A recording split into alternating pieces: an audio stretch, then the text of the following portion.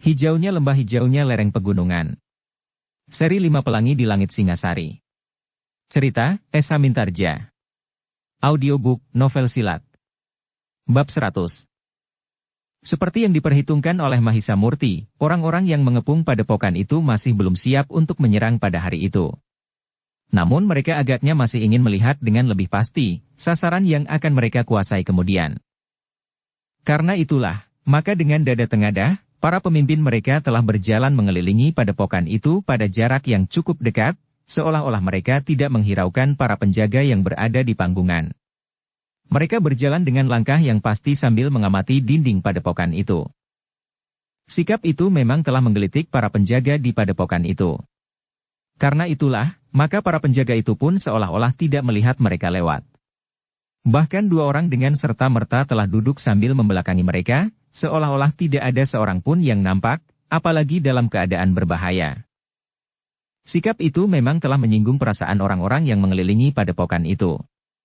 Karena itulah maka seorang di antara mereka berteriak, "Heh, apakah kalian menjadi ketakutan melihat kami lewat?" Dua orang penjaga itu berpaling. Namun mereka hanya tertawa saja tanpa menjawab teriakan itu.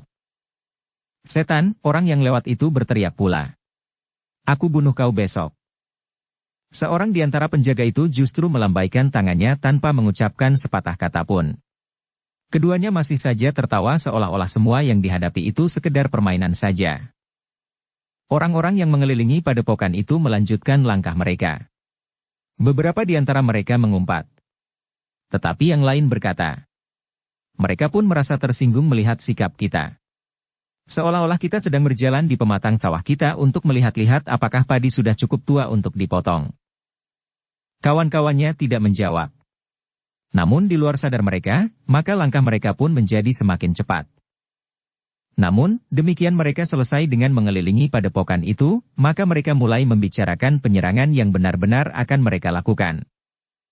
Para pemimpin sependapat bahwa usaha memasuki padepokan itu bukannya satu-satunya jalan lewat pintu gerbang dengan memecahkan pintu gerbang itu.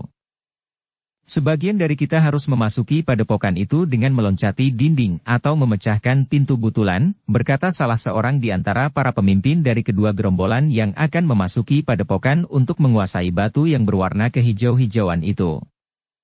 Dengan demikian, maka para pemimpin padepokan itu pun telah memberikan beberapa petunjuk kepada para pengikutnya, agar mereka mempersiapkan diri untuk memasuki padepokan lewat segala jalan. Memang kita akan menugaskan sebagian dari orang-orang kita untuk berusaha memecahkan pintu, berkata seorang di antara para pemimpin itu. Tetapi, kita harus benar-benar bersiap dengan perlindungan yang baik, karena orang-orang padepokan itu tentu akan menghujani mereka yang berusaha memecahkan pintu gerbang dengan anak panah. Nampaknya memang tidak ada perbedaan pendapat antara para pemimpin dari kedua gerombolan itu. Banyak hal yang menurut perhitungan mereka ternyata harus diatasi dengan cara yang sesuai menurut pendapat para pemimpin dari kedua belah pihak. Namun dalam pada itu, selagi mereka memperbincangkan rencana mereka itu, maka telah dikejutkan kehadiran seorang yang sudah menginjak hari-hari tuanya. Namun masih nampak tegap dan kekar. Rambutnya nampak hitam seperti jambangnya. Ketiga orang pemimpin dari salah satu gerombolan yang bergabung itu tiba-tiba saja bergumam dengan serta-merta. "Guru." Orang yang berkumis dan berjambang tebal itu mengangguk-angguk. Katanya, "Aku telah mendengar rencanamu." "Silahkan guru," salah seorang dari ketiga orang muridnya itu mempersilahkan. Kepada kedua orang pemimpin dari gerombolan yang lain salah seorang dari ketiga murid orang berjambang itu memperkenalkan. "Guru kami, Empu Sepada." Kedua orang pemimpin dari gerombolan yang lain itu pun mengangguk. Seorang di antara mereka berkata, "Nama itu sudah pernah kami dengar. Mungkin Empu mengenal pula guru kami." "Siapa nama guru kalian?" bertanya Empu Sepada. "Ki Buyut Bapang," jawab seorang dari kedua orang itu. "Oh," desis Empu Sepada, "jadi kau adalah murid Ki Buyut Bapang yang terkenal itu?" "Adalah kebetulan sekali kalian bekerja sama dengan muridku. Aku mengenal Ki Buyut Bapang, meskipun tidak terlalu rapat." "Tetapi apakah gurumu tidak akan datang kemari?" "Kami tidak mohon kepada Ki Buyut Bapang untuk datang," jawab orang itu. "Ketiga muridku ini juga tidak minta kepadaku," berkata Empu Sepada. Tetapi demikian aku mendengar rencananya untuk menguasai batu itu, maka aku telah datang menemuinya. Tetapi agaknya guru tidak datang, jawab orang itu. Mungkin guru tidak mengetahui rencana kami. Menurut pendapatku, sebaiknya kau panggil gurumu, berkata Empu Sepada. Persoalan yang kalian hadapi adalah persoalan yang gawat. Jika seseorang mampu memindahkan batu itu, maka orang itu tentu bukan orang kebanyakan. Karena itu kita harus berhati-hati menghadapinya. Aku pun akan memberi peringatan kepada murid-muridku untuk tidak melakukan kesalahan seperti ini. Meskipun ia mempunyai pengikut yang cukup, apalagi bergabung dengan kalian, namun belum tentu kalian akan berhasil. Tetapi kami memerlukan waktu paling sedikit 2 hari untuk memanggil guru. Itu pun jika guru bersedia, jawab salah seorang dari murid Ki Buyut itu. Aku tahu bahwa kedudukan gurumu berbeda dengan kedudukanku. Aku adalah orang yang tidak terikat oleh kewajiban tertentu, sementara gurumu adalah seorang buyut yang memerintah di satu lingkungan. Tetapi sebaiknya kalian mencoba. Katakan bahwa Empu Sepada ada di Padepokan Suryantal. Dan kita akan kehilangan waktu lagi, jawab seorang yang lain. Tidak apa-apa.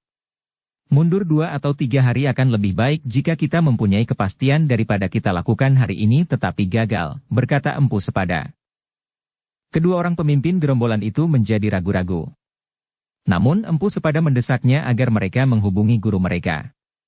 Dengan demikian maka mereka akan menjadi yakin bahwa usaha mereka akan berhasil. Kedua orang itu memang ragu-ragu. Gurunya adalah seorang buyut yang memerintah satu lingkungan yang luas. Memang beberapa orang yang ada di dalam gerombolannya adalah orang-orang padukuhan yang termasuk daerah yang dipimpin oleh gurunya. Namun apakah gurunya akan bersedia langsung turun ke medan itulah yang masih dipertanyakan. Namun Empu Sepada berkata, kalian dapat mencoba. Akhirnya kedua orang itu setuju. Mereka akan menghubungi gurunya dan minta agar gurunya datang ke Padepokan Suryantal untuk mengambil batu yang berwarna kehijauan. Sebenarnya lah bahwa salah seorang yang menganjurkan untuk mengambil batu itu adalah memang gurunya itu. Demikianlah. Di hari berikutnya, sebelum matahari terbit, keduanya telah berangkat menuju ke Kabuyutan Bapang. Mereka harus mencapai Kabuyutan itu hari itu juga meskipun mungkin mereka akan menyelesaikan perjalanan mereka menjelang tengah malam. Ternyata keduanya tidak menemui hambatan apapun di perjalanan. Mereka sampai di Kabuyutan Bapang setelah malam turun, meskipun tidak sampai dekat tengah malam. Keduanya seakan-akan tidak beristirahat di perjalanan selain berhenti untuk makan di sebuah kedai dan sejenak duduk-duduk sambil minum minuman hangat. Ki Buyut Bapang memang terkejut. Ia memang sudah mendengar usaha kedua muridnya untuk menguasai batu yang berwarna kehijauan yang menurut banyak orang, adalah batu yang jatuh dari langit itu. Kepada gurunya, kedua muridnya berkata langsung tentang pesan Empu Sepada, agar gurunya bersedia hadir di Padepokan Suryantal. Ki Buyut itu tersenyum, katanya. Aku tahu. Empu Sepada hanya ingin melakukannya beramai-ramai. Ia dapat berbuat apa saja karena ia tidak mempunyai tanggung jawab sebagaimana tanggung jawabku atas kabuyutan ini. Tetapi Empu berpesan dengan sangat, agar guru bersedia datang, berkata muridnya. Aku mengenal Empu Sepada, jawab Ki Buyut, sejenak ia merenung. Namun kemudian katanya. Baiklah. Aku akan datang. Besok kita pergi bersama. Tetapi aku tidak dapat terlalu lama berada di Padepokan Suryantal. Aku harus kembali di tengah-tengah orang kabuyutan ini agar persoalan kabuyutan ini dengan orang luar tidak menyulitkan kedudukan kabuyutan ini. Demikianlah, maka Ki Buyut pun telah mempersiapkan dirinya untuk meninggalkan kabuyutan itu beberapa lama. Malam itu juga dipanggilnya beberapa orang bebahu yang sebagian terbesar adalah orang-orang yang berpikiran sejalan dengan Ki Buyut itu sendiri. Sehingga sebenarnya lah bahwa seisi kabuyutan itu sebagian besar adalah orang-orang yang mengikuti jejak Ki Buyut. Selain mengerjakan sawah ladang mereka sebagaimana kebiasaan orang-orang lain di lingkungan sebuah kabuyutan, namun ternyata bahwa Ki Buyut dan terutama murid-muridnya adalah orang yang kadang-kadang melakukan tindakan tercela. Tetapi karena hal itu dilakukan dengan tertib, maka persoalannya memang tidak banyak diketahui oleh orang lain. Ternyata Ki Buyut tidak menunda keberangkatannya pada hari-hari berikutnya. Malam itu kedua muridnya diperintahkannya untuk segera beristirahat dan tidur nyenyak. Besok pagi-pagi sekali mereka akan berangkat kembali ke Padepokan Suryantal. Ternyata kedua muridnya adalah orang-orang yang memiliki ketahanan tubuh yang sangat tinggi. Ketika pagi-pagi mereka harus bangun dan berjalan kembali ke Padepokan Suryantal, mereka tidak merasa terlalu letih. Mereka berjalan dengan langkah yang tetap sebagaimana mereka menempuh perjalanan sebaliknya sehari sebelumnya. Seperti yang ditempuh di hari sebelumnya, maka mereka sampai di Padepokan Suryantal menjelang tengah malam. Mereka disambut oleh Empu Sepada sebagai kawan yang telah lama tidak bertemu. Terasa kegembiraan di hati kedua orang tua itu. Dalam pembicaraan yang singkat, keduanya telah menemukan kesepakatan. Mereka berdua akan ikut serta memasuki padepokan untuk memastikan bahwa usaha mereka akan berhasil. Dalam pada itu, orang-orang Padepokan Suryantal yang menjadi gelisah. Ternyata padepokannya yang telah dikepung untuk 2 hari itu, masih belum disentuh sama sekali. Para penjaga memang melihat orang-orang yang hilir mudik. Tetapi mereka tidak menunjukkan tanda-tanda untuk menyerang. Tetapi Mahisa Murti agaknya melihat satu gejala yang dapat memberinya sedikit arah perhitungan. Dengan ragu ia berkata kepada Mahisa Pukat. Agaknya masih ada yang mereka tunggu. Maksudmu, saat yang baik atau perhitungan hari, bertanya Mahisa Pukat. Bukan. Tetapi agaknya mereka menunggu satu atau sekelompok orang, jawab Mahisa Murti. Mereka masih belum yakin bahwa mereka akan berhasil memecahkan padepokan ini. Mahisa Pukat mengangguk-angguk. Katanya, perlawanan kita tentu akan sangat berat. Kita harus mampu memanfaatkan saat-saat mereka berusaha memasuki dinding padepokan. Agaknya jumlah busur, anak panah dan lembing cukup banyak untuk menahan mereka dan mengurangi kekuatan mereka, jawab Mahisa Murti. Aku sependapat. Ketampilan mereka pun nampaknya bertambah-tambah pula. Sementara itu telah disediakan pula obor-obor yang mungkin dapat dipergunakan menahan arus mereka. Mahisa Murti mengangguk-angguk. Tetapi ia masih memperingatkan. Hati-hatilah dengan obor-obor itu. Api obor itu memang mungkin akan dapat menahan gerak mereka, namun dapat juga menimbulkan niat di hati mereka untuk membakar dinding halaman dan apalagi barak-barak yang ada di padepokan itu. Mahisa Pukat mengerutkan keningnya. Namun kemudian katanya, baiklah. Kita akan mengutamakan penggunaan busur dan anak panah serta lembing-lembing yang sudah dipersiapkan di atas panggungan. Sebenarnya semua persiapan memang sudah dilakukan. Bahkan orang-orang padepokan itu hampir tidak sabar menunggu. Tetapi Mahisa Murti berkata, kejemuan itu merupakan salah satu di antara senjata yang dipergunakan oleh orang-orang yang mengepung padepokan ini. Mereka memang menunggu agar kita kehabisan kesabaran dan tidak lagi dapat berpikir bening. Namun sebenarnya orang-orang yang mengepung itu sendiri menjadi hampir tidak sabar menunggu. Mereka sudah terlalu lama berkeliaran di sekitar padepokan itu tanpa berbuat apa-apa. Demikianlah, akhirnya orang-orang di luar padepokan itu pun mulai bergerak. Namun bukan seluruh pasukan bergerak mempererat kepungan, tetapi hanya beberapa orang di antara mereka yang melangkah menuju pintu gerbang. Para petugas di pintu gerbang pun segera memberikan isyarat kepada Mahisa Murti, Mahisa Pukat, pemimpin padepokan itu dan para senapati dari Lemah Warah.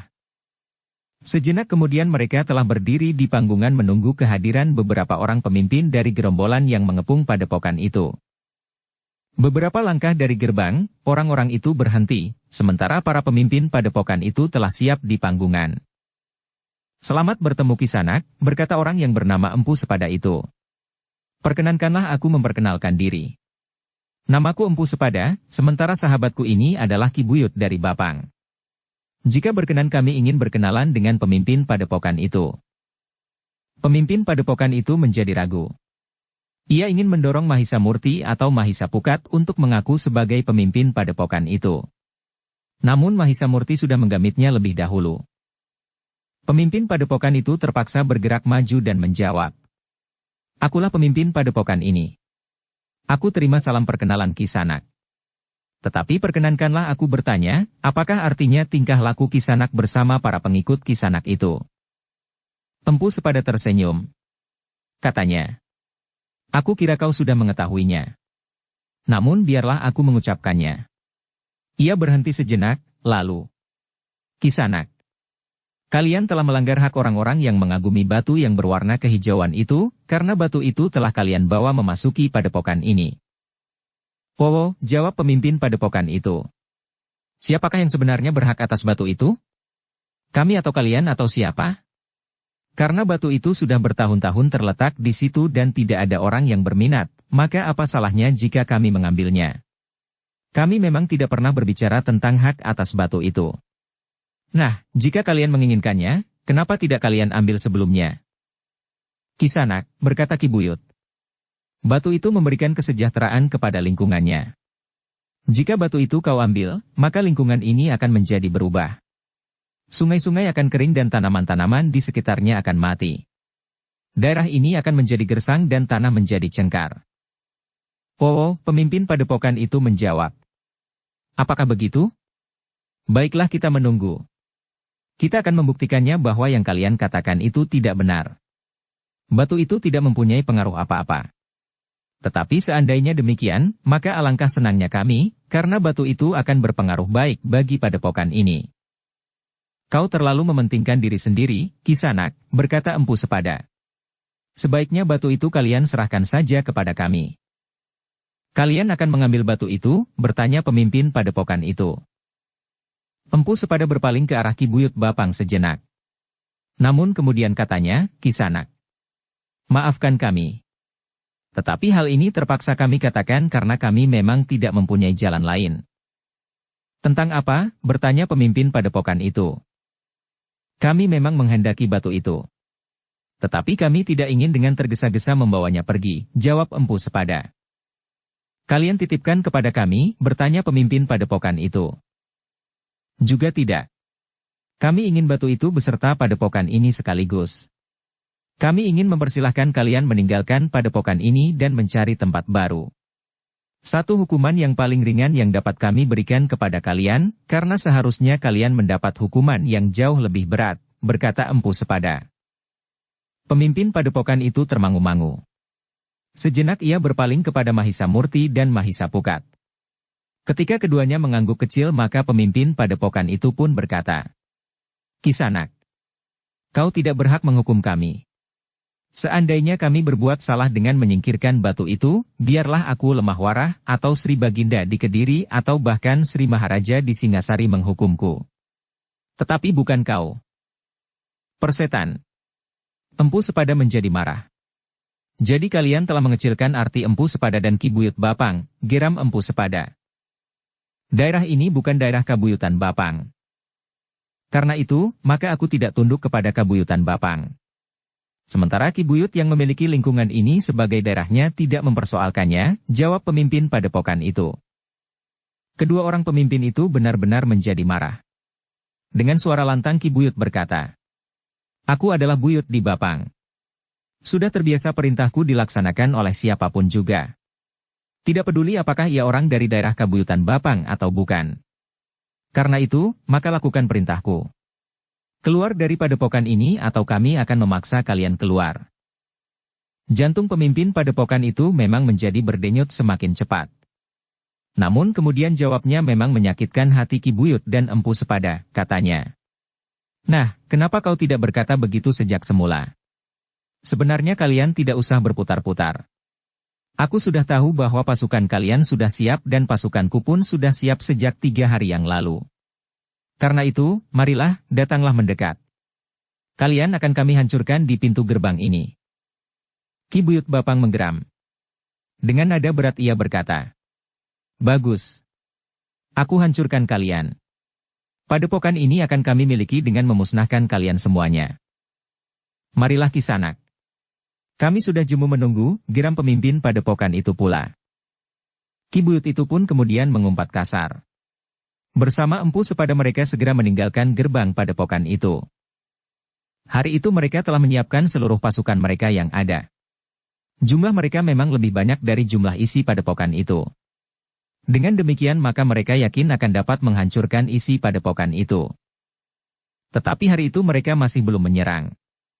Pasukan yang mengepung padepokan itu masih mempunyai kesempatan untuk beristirahat semalam suntuk. Besok pagi-pagi mereka akan benar-benar menyerang dan menghancurkan padepokan itu. Namun orang-orang di padepokan itu pun telah mempersiapkan diri. Busur dan anak panah serta lembing telah disiapkan. Mereka tidak perlu menghematnya jika pasukan itu datang. Mereka mempunyai persediaan cukup banyak dan sudah terletak di panggungan-panggungan di sekeliling halaman padepokan itu. Bukan hanya di sebelah menyebelah pintu gerbang. Di malam hari, penjagaan memang ditingkatkan. Tetapi kedua belah pihak memberi kesempatan kepada pasukan masing-masing untuk beristirahat sebanyak-banyaknya, agar besok mereka dapat turun ke medan dengan kekuatan penuh dan tidak mudah menjadi letih seandainya mereka harus bertempur sehari penuh. Menjelang dini hari, maka mereka yang bertugas untuk menyediakan makan dan minum telah dahulu bangun dan menyalakan perapian. Makanan dan minuman itu harus siap sebelum matahari terbit, karena pada saat matahari terbit pasukan dari kedua belah pihak tentu sudah bergerak. Sebenarnya lah, demikian pasukan di dalam padepokan itu selesai, maka mereka telah mendengar suara isyarat dari pasukan yang berada di sekitar padepokan itu. Karena itu, maka mereka pun harus segera mempersiapkan diri. Para pemimpin kelompok segera dikumpulkan. Mahisa Murti masih memberikan beberapa pesan. Demikian juga para senapati dari Lemah Warah telah menjatuhkan beberapa macam perintah kepada para pemimpin kelompok. Meskipun jumlah mereka hanya sedikit, tetapi mereka harus menunjukkan sikap sebagai prajurit Lemah Warah meskipun mereka tidak perlu menunjukkan diri sebagai seorang prajurit. Sementara itu, ketika terdengar isyarat yang kedua di luar padepokan, maka para pemimpin kelompok itu pun diperintahkan untuk segera kembali ke pasukan masing-masing. Sejenak kemudian, maka para pemimpin kelompok itu telah membawa pasukan masing-masing ke tempat yang sudah ditentukan. Sementara itu para penjaga pun telah memberikan isyarat, bahwa pasukan lawan telah mulai bergerak. Tetapi pada saatnya, maka para prajurit dan isi padepokan itu pun telah berada di atas panggungan, sementara itu sekelompok prajurit yang lain tetap berada di halaman, karena mereka harus menyambut pasukan yang mungkin akan menyusup masuk setelah mereka berhasil memecahkan pintu regol. Mahisa Murti dan Mahisa Pukat memang sudah memperhitungkan bahwa Empu Sepada dan Ki Buyut Bapang itu akan dapat memecahkan pintu padepokan itu meskipun pintu itu sudah diperbaiki dan diperkuat. Selaras pintu itu pun telah diperbaharui dan beberapa batang untuk penahan desakan dari luar. Tetapi kedua orang pemimpin itu tentu akan memecahkan pintu itu dengan cara mereka sendiri.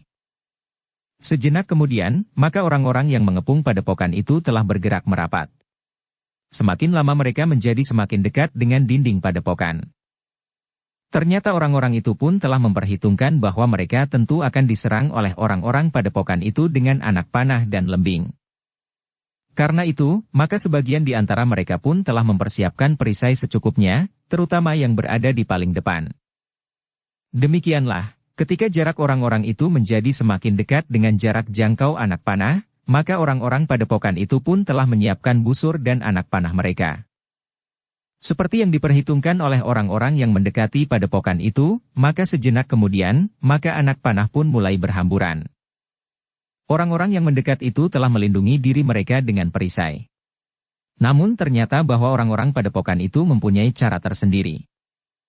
Mereka melontarkan anak panah tinggi-tinggi, sehingga anak panah itu seolah-olah meluncur dari langit. Dengan demikian mereka telah mengangkat perisai mereka hampir di atas kepala.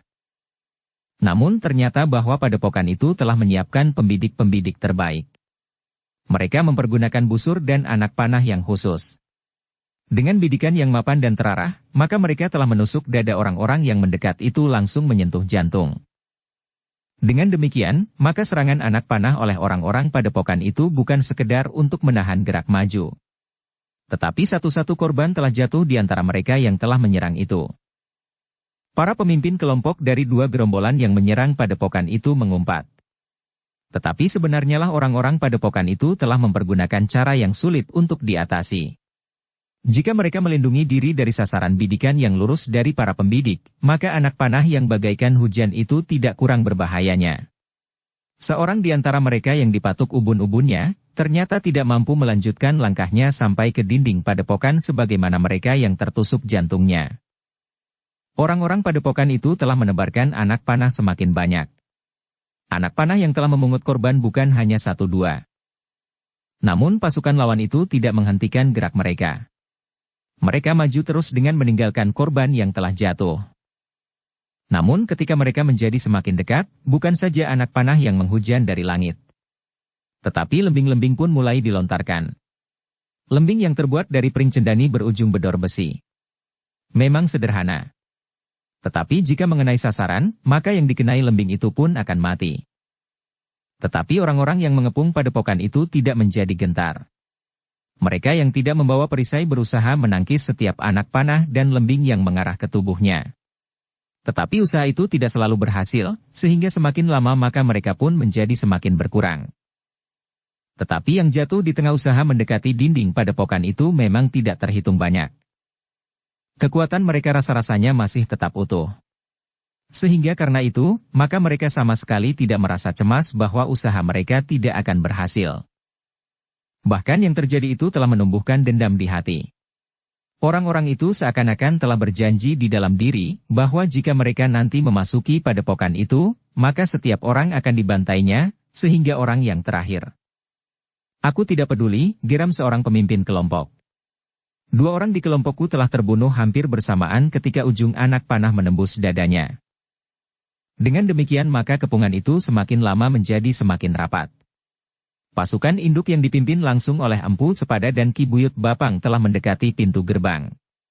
Seperti di tempat-tempat lain, maka perlawanan para penghuni padepokan itu pun telah menghambat gerak maju mereka. Korban pun telah jatuh pula satu-satu di antara mereka yang mendekati pintu gerbang itu. Namun ternyata hal itu membuat Empu Sepada marah. Demikian pula Ki Buyut Bapang. Ketika anak panah itu masih saja menghujani orang-orangnya, maka Empu Sepada itu pun telah mengeterapkan ilmunya untuk melindungi orang-orangnya. Sejenak ia bagaikan membeku. Namun kemudian, tiba-tiba saja ia telah mengangkat kedua tangannya merentang ke samping. Dengan gerak yang khusus, maka ia telah memutar tangannya dan kemudian menjulurkan kedua tangannya lurus ke depan. Ternyata kekuatan yang besar telah berhembus dari telapak tangannya yang menghadap ke arah pasukan dari padepokan yang melontarkan anak panah mereka. Dengan kekuatan angin, maka Empu Sepada itu menyapu anak panah dan lembing sehingga terhembus dan terlempar jauh dari sasaran. Luar biasa, geram pemimpin padepokan itu. Mahisa Murti dan Mahisa Pukat pun mengerutkan keningnya. Ternyata lawannya telah mempergunakan ilmunya yang tinggi. Karena itu, maka kedua orang anak muda itu pun telah bersiap-siap untuk berbuat yang sama jika diperlukan. Dalam pada itu, selagi Empu Sepada menyapu serangan anak panah yang tertuju kepada pasukannya, maka Ki Buyut Bapang lebih memperhatikan pintu gerbang padepokan itu sebagai sasaran. Pada saat-saat anak panah dan lembing terhembus oleh kekuatan ilmu Empu Sepada, maka Ki Buyut tiba-tiba saja telah menghentakkan pula kekuatannya. Dengan cepat ia meloncat ke pintu gerbang itu. Tangannya yang sudah mulai berkeriput itu terayun dengan derasnya. Kemudian menghantam daun pintu gerbang yang tertutup di selarak itu. Yang terdengar adalah derak yang keras sekali. Selarak yang besar itu pun tiba-tiba telah retak. Karena itu, ketika Ki Buyut mengulangi lagi ayunan tangannya, maka selarak itu pun benar-benar telah patah. Demikian pula congkok-congkok kayu yang sekedar untuk menambah kekuatan selarak yang telah patah itu. Pada hantaman yang ketiga, maka pintu gerbang itu berderak dan bukan saja terbuka, tetapi beberapa lembar papan pintunya telah berpatahan dan terlepas. Dengan demikian, maka pintu gerbang itu pun telah terbuka. Sementara itu, Mahisa Pukat pun telah meloncat turun dari panggungan di sisi pintu gerbang itu. Jika Ki Buyut langsung memasuki arena dengan ilmu puncaknya itu, maka Mahisa Pukat tidak akan tinggal diam. Namun ternyata yang menghambur masuk ke dalam padepokan adalah justru orang-orangnya. Mereka berdesakan memasuki pintu gerbang tanpa menghiraukan apa yang ada di dalam pintu gerbang itu. Ternyata demikian mereka menghambur, maka telah menghambur pula anak panah dan lembing yang dilontarkan oleh para prajurit lemah warah yang memang sudah menunggu. Orang-orang itu memang terkejut. Namun segalanya telah terjadi. Beberapa orang langsung jatuh tersungkur. Mati. Bahkan terinjak oleh mereka yang ada di belakangnya, yang terdorong pula oleh orang-orang yang tidak sabar lagi menunggu di luar. Beberapa orang yang berperisai segera mengambil alih medan. Mereka menyibak kawan-kawannya dan berdiri di paling depan. Sehingga dengan demikian, maka korban pun dapat dikurangi. Dalam pada itu, mereka yang berdiri di panggungan pun tidak tinggal diam. Ketika pintu pecah, dan gelombang orang-orang yang mengepung padepokan itu meluncur masuk, maka mereka pun telah melempari mereka dengan lembing. Sementara itu, serangan anak panah yang mereka lontarkan keluar, bagaikan telah dihembus angin karena kekuatan ilmu Empu Sepada. Namun ketika kedua pasukan itu kemudian berbenturan, maka Empu Sepada dan Ki Buyut Bapang tidak dapat lagi mempergunakan ilmunya begitu saja. Kedua pasukan telah bertempur dalam perang berubuh, sehingga keduanya harus berhati-hati agar bukan justru menyambar para pengikut mereka sendiri. Sementara itu, pecahnya pintu gerbang nampaknya juga mempengaruhi pasukan yang mengepung padepokan itu. Ketika mereka menyadari bahwa sebagian dari kawan-kawan mereka telah memasuki padepokan lewat pintu gerbang, maka mereka pun justru telah kehilangan perhitungan. Mereka ingin dengan cepat memasuki pula padepokan itu. Karena itu, maka mereka pun telah mendesak maju dengan cepat tanpa menghiraukan tubuh-tubuh yang kemudian tersungkur jatuh di tanah. Orang-orang padepokan telah memanfaatkan keadaan sebaik-baiknya. Ternyata seperti yang diperhitungkan, untuk memasuki padepokan itu memang harus ditaburkan korban yang tidak sedikit jumlahnya. Namun demikian, betapa banyak korban jatuh, akhirnya orang-orang itu berhasil memanjat dinding padepokan dan meloncat masuk. Seperti yang diperintahkan oleh Mahisa Murti dan Mahisa Pukat serta petunjuk dari para senapati dan prajurit lemah warah, maka jika orang-orang yang mengepung padepokan itu mulai memanjat naik, maka para pengawal harus segera berloncatan turun dan menarik diri. Karena demikian orang pertama dari mereka yang mengepung itu meloncat turun, maka orang-orang padepokan yang sudah dipersiapkan akan menyerang mereka dengan anak panah dan lembing. Namun demikian, sejenak kemudian pertempuran pun telah terjadi di seluruh sudut padepokan. Seperti yang pernah terjadi sebelumnya, maka pertempuran itu pun menjadi semakin seru. Meskipun orang-orang padepokan itu berhasil mengurangi jumlah lawan cukup banyak, namun jumlah mereka tetap lebih banyak dari orang-orang padepokan itu. Namun di dalam padepokan itu terdapat prajurit lemah warah yang tangguh-tanggon.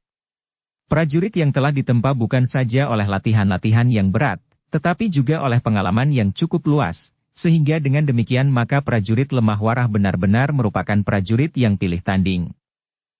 Karena itu, ketika terjadi benturan kekuatan, orang-orang yang menyerang padepokan itu terkejut. Mereka ternyata membentur sekelompok orang yang memiliki ilmu yang mapan serta kerjasama yang tertib. Untuk beberapa saat, Empu Sepada dan Ki Buyut Bapang hanya menyaksikan saja pertempuran yang terjadi. Mereka yang merasa bahwa jumlah orang-orangnya lebih banyak, akan mampu dengan cepat menguasai padepokan itu. Namun ternyata bahwa yang terjadi agak berbeda dengan perhitungan itu. Ternyata tidak terlalu mudah untuk menguasai padepokan itu.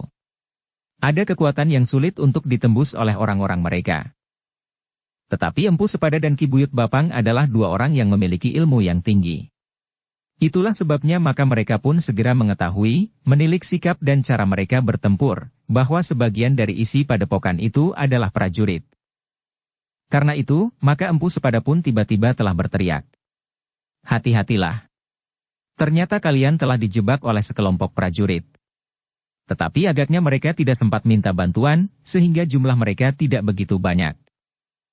Meskipun tidak begitu banyak, namun ternyata para pengikut Empu Sepada dan Ki Buyut Bapang harus berjuang dengan sekuat kemampuan mereka untuk dapat menekan orang-orang padepokan itu. Tetapi orang-orang padepokan itu bertempur seperti banteng ketaton. Mereka telah berjuang dengan segenap kemampuan mereka untuk mempertahankan padepokan itu. Apalagi mereka telah berusaha untuk waktu yang meskipun terbatas, namun dengan langkah-langkah mapan meningkatkan ilmu mereka dalam olah kanuragan. Itulah sebabnya meskipun jumlah mereka lebih kecil, tetapi mereka mampu bertahan. Dengan demikian maka pertempuran pun berlangsung dengan sengitnya.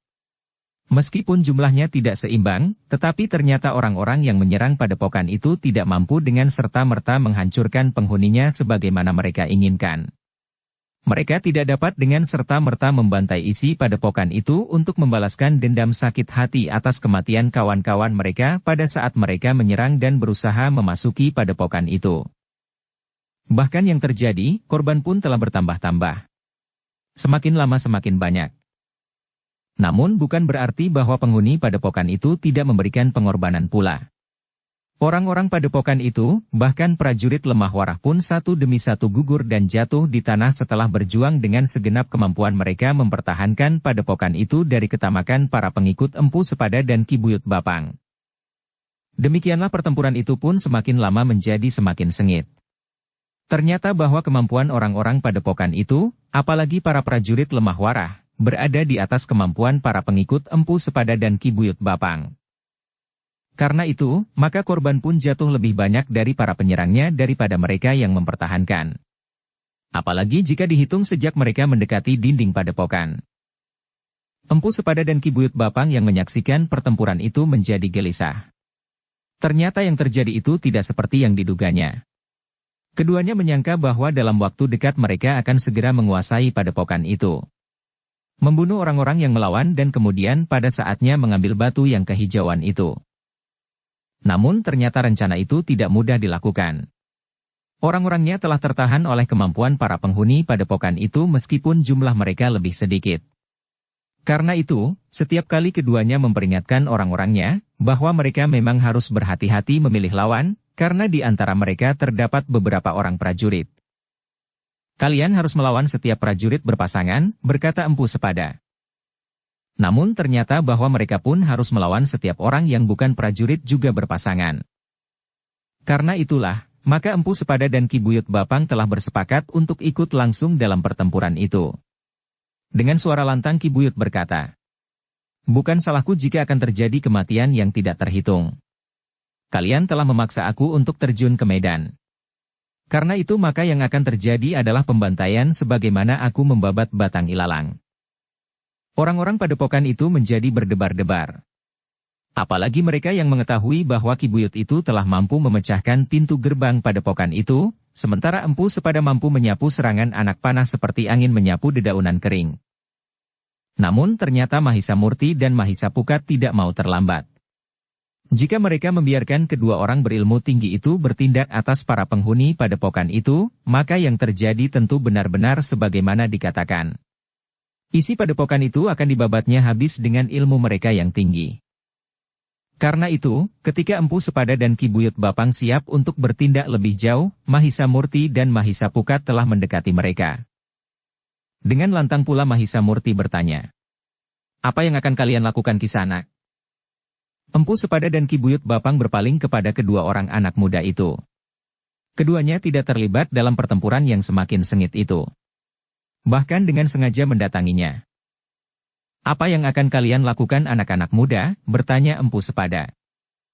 Mahisa Murtilah yang menjawab, "Kisanak, kami tidak akan dapat membiarkan kalian membantai isi padepokan ini tanpa berbuat sesuatu." Ki Buyutlah yang kemudian mengangguk-angguk sambil berkata, "Agaknya kalianlah yang dikatakan sebagai anak-anak muda yang mengagumkan, yang memimpin pengambilan batu itu dari tempatnya dan membawanya kemari. Dengan demikian, maka dapat dipastikan bahwa kalian adalah anak-anak muda yang merasa berilmu tinggi dan mampu menghadapi kami. Memang mungkin kalian adalah anak-anak muda yang kebal bisa, bahkan mampu melepaskan diri dari kutuk batu kehijauan itu atas tingkah laku kalian. Namun ketahuilah, bahwa kedatangan kami termasuk dari rangkaian kutuk itu sendiri. Kalian akan mati." "Kisanak," berkata Mahisa Murti, "apapun yang kau katakan. Tetapi kami berdua berniat mencegah kalian ikut melibatkan diri secara langsung dalam arena pertempuran ini. Kalian telah menunjukkan betapa tinggi ilmu kalian dengan menghembus anak panah yang menghujani para pengikut kalian seperti menghembus lembaran-lembaran kapuk randu. Sementara itu, pintu gerbang itu telah kalian pecahkan seperti mencabik selembar daun pisang. Karena itu jika kalian melibatkan diri, maka akibatnya dapat dibayangkan bagi seisi padepokan ini." "Aku mengerti," berkata Empu Sepada. "Kalian akan berusaha menghadapi kami. Sayang, kalian terlalu merasa diri kalian besar hanya kalian berhasil memindahkan batu itu. Apa salahnya jika kami mencobanya? Murid-murid kalian telah mendapat lawannya masing-masing. Meskipun ada di antara para penghuni padepokan ini harus bertempur berpasangan. Tetapi ternyata para pengikutmu yang lain sama sekali tidak berarti apa-apa di sini. Kesalahan dan tanggung jawab atas kematian yang tidak terhitung ini terletak pada kalian berdua," berkata Mahisa Pukat. Empu Sepada menggeram. Katanya, "Baiklah.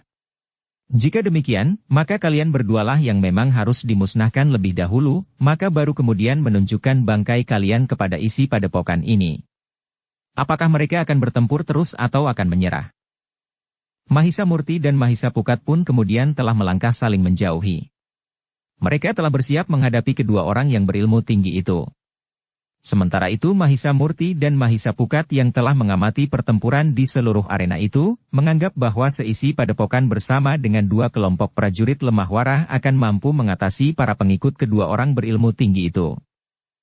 Demikianlah sejenak kemudian Mahisa Murti telah berdiri berhadapan dengan Empu Sepada, sedangkan Mahisa Pukat bersiap untuk melawan Ki Buyut Bapang. Di antara perang yang menelan semua sudut padepokan itu, Empu Sepada dan Mahisa Murti telah bersiap untuk bertempur. Sementara itu Mahisa Pukat pun telah bergeser untuk mengambil tempat yang memadai. Di tengah-tengah padepokan itu, sekelompok prajurit lemah warah dan beberapa orang padepokan itu tengah bertempur dengan gigihnya dan di sekitar batu yang berwarna kehijauan itu.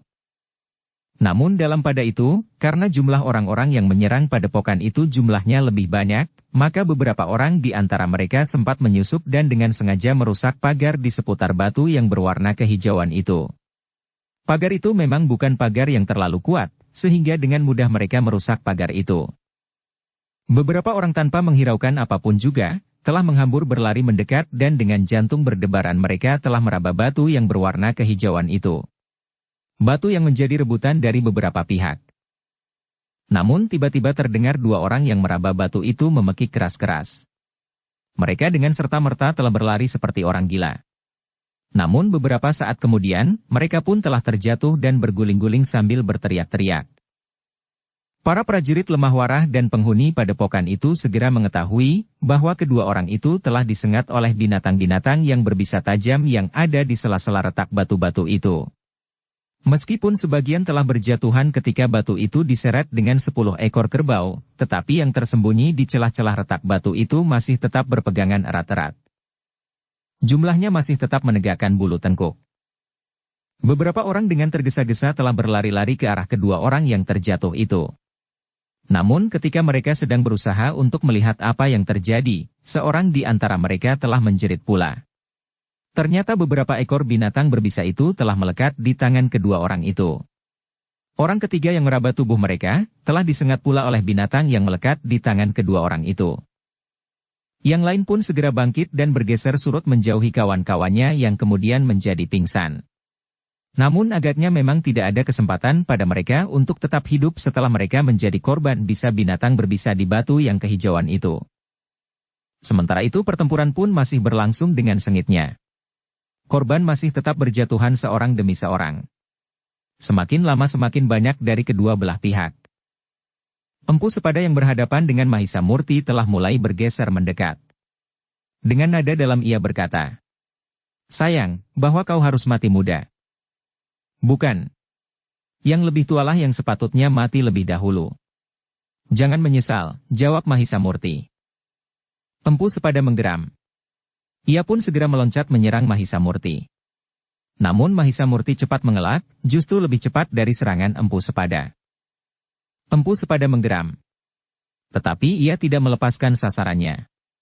Ketika Mahisa Murti bergeser mengelak, maka Empu Sepada pun telah memburunya. Serangannya datang beruntun dengan derasnya, lebih cepat dari serangannya sebelumnya. Tetapi Mahisa Murti pun dengan kecepatan yang lebih tinggi pula telah mengelak dan dengan demikian maka serangan-serangan itu pun sama sekali tidak mengenai sasaran. Bahkan ketika Empu Sepada siap untuk meloncat menyerangnya pula, Mahisa Murti telah mendahuluinya. Serangannya datang bertumpu pada satu kakinya, sementara kakinya yang lain berputar mendatar, menyongsong lawannya. Tetapi Empu Sepada pun tanggap akan serangan lawannya. Ia pun segera menggeliat sehingga tubuhnya bagaikan melenting ke samping. Dengan demikian, maka serangan Mahisa Murti itu pun luput dari sasarannya. Demikianlah pertempuran itu semakin lama menjadi semakin cepat. Kedua belah pihak telah meningkatkan tenaga cadangan di dalam tubuh mereka, sehingga mereka seakan-akan menjadi lebih cepat dan lebih kuat bergerak. Sementara itu, Ki Buyut Bapang pun menjadi marah mengalami perlawanan yang keras dari Mahisa Pukat. Adalah di luar dugaannya, bahwa anak muda itu ternyata memiliki ilmu kanuragan yang mampu mengimbanginya. Namun Ki Buyut yang marah itu pun kemudian menggeram. "Anak muda yang tidak tahu diri. Kau sangka kau benar-benar akan mampu mengimbangi aku, heh? Jika aku mulai merambah pada ilmuku yang sebenarnya, maka kau akan menyesal, bahwa kau akan mengalami kesulitan yang tidak teratasi lagi." "Jangan banyak bicara Ki Buyut tua," geram Mahisa Pukat. "Lakukan semuanya itu jika kau mampu. Persetan, geram Ki Buyut. Sebenarnya lah Ki Buyut menjadi sangat marah. Ketika usahanya untuk menyerang Mahisa Pukat dengan tenaga wadaknya, meskipun didorong oleh kekuatan tenaga cadangannya tidak berhasil, maka ia benar-benar mulai merambah pada ilmunya. Ilmunya yang tinggi. Mahisa Pukat yang melihat sikap Ki Buyut menjadi berdebar-debar. Ia sadar bahwa Ki Buyut Bapang itu mulai mengeterapkan ilmunya yang gegirisi. Dengan ilmu itu pula ia dapat memecahkan pintu gerbang. Itulah sebabnya, maka segala-galanya telah berubah. Sikap dan tingkah laku Ki Buyut pun seakan-akan berubah pula. Semuanya telah terjadi dengan sangat cepat. Tubuh Ki Buyut itu seakan-akan menjadi sangat berat, tetapi loncatan-loncatannya bagaikan tanpa bobot. Mahisa Pukat yang melihat perubahan itu pun menjadi semakin berhati-hati. Ia sadar bahwa Ki Buyut telah mengeterapkan ilmunya. Namun yang masih belum diketahui dengan pasti oleh Mahisa Pukat. Tetapi satu hal yang pasti, bahwa ilmu itu adalah ilmu yang luar biasa, yang mampu memecahkan pintu gerbang padepokan itu. Beberapa saat kemudian, maka keduanya bertempur semakin sengit. Mahisa Pukat yang berhati-hati berusaha untuk mengatasi kesulitan yang mungkin timbul, dengan kecepatan geraknya. Meskipun loncatan-loncatan kaki lawannya kadang-kadang mengejutkan, namun Mahisa Pukat masih mampu mengatasinya. Dengan demikian maka pertempuran di antara mereka menjadi semakin cepat. Sementara itu, serangan-serangan Ki Buyut nampak semakin berbahaya. Namun bukan berarti bahwa Mahisa Pukat tidak mendapat kesempatan. Ia pun dengan alas kecepatan geraknya, telah membalas menyerang pula. Ketika kesempatan itu didapatnya, maka ia pun telah melenting dengan kaki terjulur lurus. Dengan kekuatan yang sangat besar ia telah menghantam lawannya mengenai lambung. Tetapi Mahisa Pukat terkejut sekali. Meskipun orang itu terdorong beberapa langkah ke samping, tetapi Mahisa Pukat sendiri telah mental beberapa langkah pula. Bahkan hampir saja ia kehilangan keseimbangannya. Untunglah dengan cepat ia menguasai dirinya kembali dan berdiri tegak menyambut kemungkinan yang akan datang. Namun satu hal yang membuatnya menjadi berdebar-debar menghadapi lawannya. Kakinya yang menyentuh lambung itu justru menjadi sakit. Rasa-rasanya kakinya telah menghantam sebongkah baja. Apa yang terjadi? Bertanya Mahisa Pukat di dalam hatinya. Pertanyaan itu telah membuatnya justru mengetahui lebih banyak tentang lawannya. Itulah sebabnya, maka pada saat berikutnya, Mahisa Pukat telah berusaha menangkis serangan lawannya. Meskipun ia tidak membentur serangan itu seutuhnya, namun dengan memukul serangan itu menyamping, Mahisa Pukat berhasil sekali lagi mengetahui satu kemampuan yang luar biasa pada lawannya. Tubuh itu memang bagaikan menjadi sekeras batu hitam. Bukan main, geram Mahisa Pukat. Ternyata ia memiliki ilmu yang mampu membuat dirinya bagaikan baja. Itulah sebabnya ia mampu memecahkan pintu gerbang. Dengan menyadari kemampuan lawannya, Mahisa Pukat benar-benar harus berhati-hati. Tubuhnya jangan sampai dihancurkan oleh kekuatan dan kekerasan tubuh lawannya itu. Karena itu maka Mahisa Pukat pun harus mengerahkan kemampuannya untuk mengatasi lawannya. Ketika serangan-serangan lawannya menjadi semakin deras, maka Mahisa Pukat tidak dapat mengelak lagi. Ia harus menahan arus serangan itu, agar ia tidak hancur dalam pertempuran itu. Karena itu, maka Mahisa Pukat pun telah mempergunakan ilmunya pula. Sebagaimana pernah disadapnya dari Aku Lemah Warah. Ia harus berusaha agar lawannya tidak mampu mendekatinya dan menghancurkan tubuhnya. Dalam keadaan yang semakin sulit, maka Mahisa Pukat pun kemudian telah menghentakkan tangannya. Kedua telapak tangannya menghadap ke arah lawannya. Sebuah getaran kekuatan bagaikan meloncat dari tangan itu menyambar Ki Buyut Bapang. Namun Ki Buyut benar-benar seorang yang memiliki ilmu yang tinggi. Ia melihat gerak tangan Mahisa Pukat. Karena itu, maka dengan kecepatan yang hampir tidak kasat mata, Ki Buyut telah melenting menghindar. Bahkan di luar perhitungan Mahisa Pukat, tiba-tiba saja Ki Buyut telah berguling justru mendekat.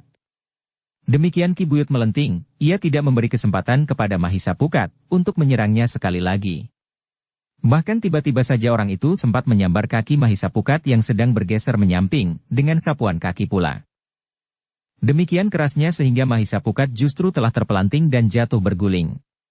Namun demikian ia melenting berdiri, lawannya telah datang pula menyerangnya. Tidak ada cara lain lagi bagi Mahisa Pukat, kecuali menjatuhkan diri ketika tangan lawannya menyambar keningnya dengan serangan mendatar. Serangan itu berhasil dielakkan. Tetapi lawannya tidak mau melepaskannya. Tetapi ketika ia siap meloncat menyerang tubuh Mahisa Pukat yang masih terbaring itu dengan kakinya, Mahisa Pukat telah mengambil sikap yang lain. Ia tidak berusaha untuk bangkit. Tetapi justru sambil berbaring ia mengacukan tangannya menyerang lawannya yang siap menerkamnya. Lawannya itu pun terkejut. Dengan serta-merta ia meloncat menghindar ketika kekuatan ilmu Mahisa Pukat menyambarnya.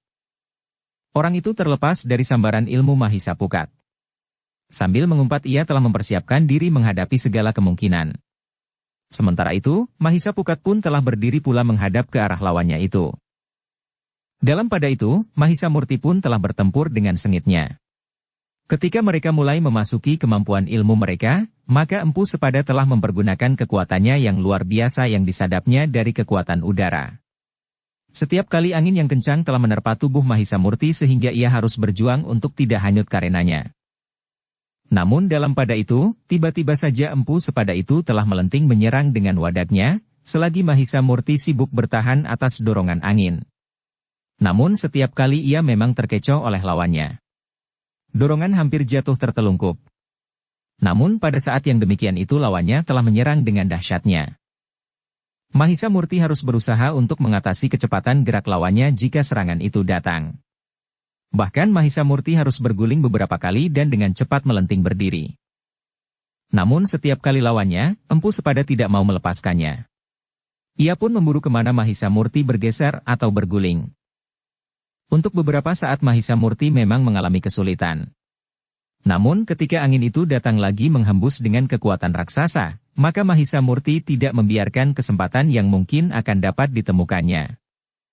Mahisa Murti itu pun telah menjatuhkan diri dan menelungkupkan badannya, sehingga angin itu tidak terlalu kuat mendorongnya sebagaimana jika ia berdiri. Lawannya menjadi sangat marah melihat sikap Mahisa Murti. Seolah-olah Mahisa Murti cukup dengan cara yang memuakan itu akan dapat menghindari serangannya. Karena itu, Empu Sepada telah menghentikan serangan praharanya. Namun demikian serangannya itu berhenti, Empu Sepada pun telah meloncat menyerang dengan garangnya. Kakinya terjulur lurus, siap menghancurkan tubuh Mahisa Murti yang terbaring itu. Namun Mahisa Murti tidak menunggu lebih lama lagi. Tiba-tiba saja ia memiringkan tubuhnya. Ketika ia mengacukan tangannya, maka kemampuan ilmunya telah meluncur lewat getar dari telapak tangannya menyambar Empu Sepada. Gila! Empu Sepada itu berteriak keras sekali sambil menggeliat, menghindari serangan itu. Ternyata kau memiliki ilmu iblis, heh! Empu Sepada itu pun kemudian bagaikan terpelanting oleh dorongan geraknya sendiri pada saat ia tergesa-gesa melenting. Namun dengan cepat Empu Sepada telah bangkit kembali.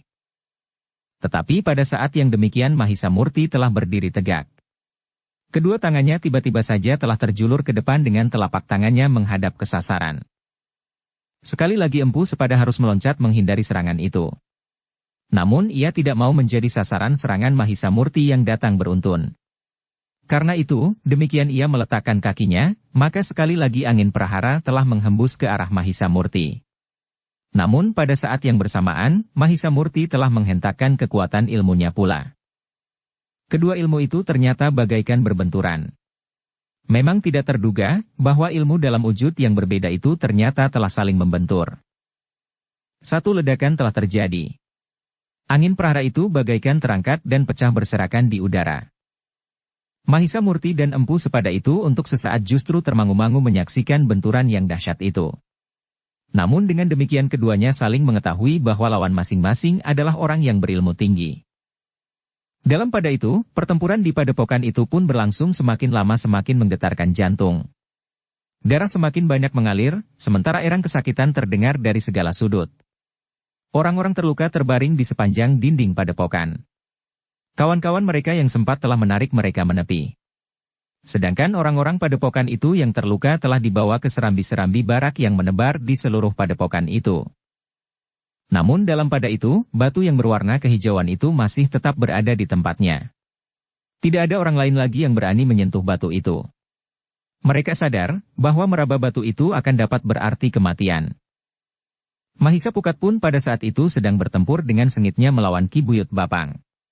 Setiap kali ia melontarkan serangannya, Ki Buyut Bapang selalu berhasil menghindarinya. Ki Buyut pun selalu berusaha untuk selalu dekat dengan lawannya. Ia menganggap bahwa kemampuannya membuat tubuhnya sekeras baja itu akan dapat mengakhiri persoalan. Sebenarnya lah, setiap kali terjadi benturan langsung, maka tulang-tulang Mahisa Pukat bagaikan berpatahan. Karena itu, maka akhirnya Mahisa Pukat pun terdesak. Tubuhnya terasa sakit di bagian-bagian tertentu.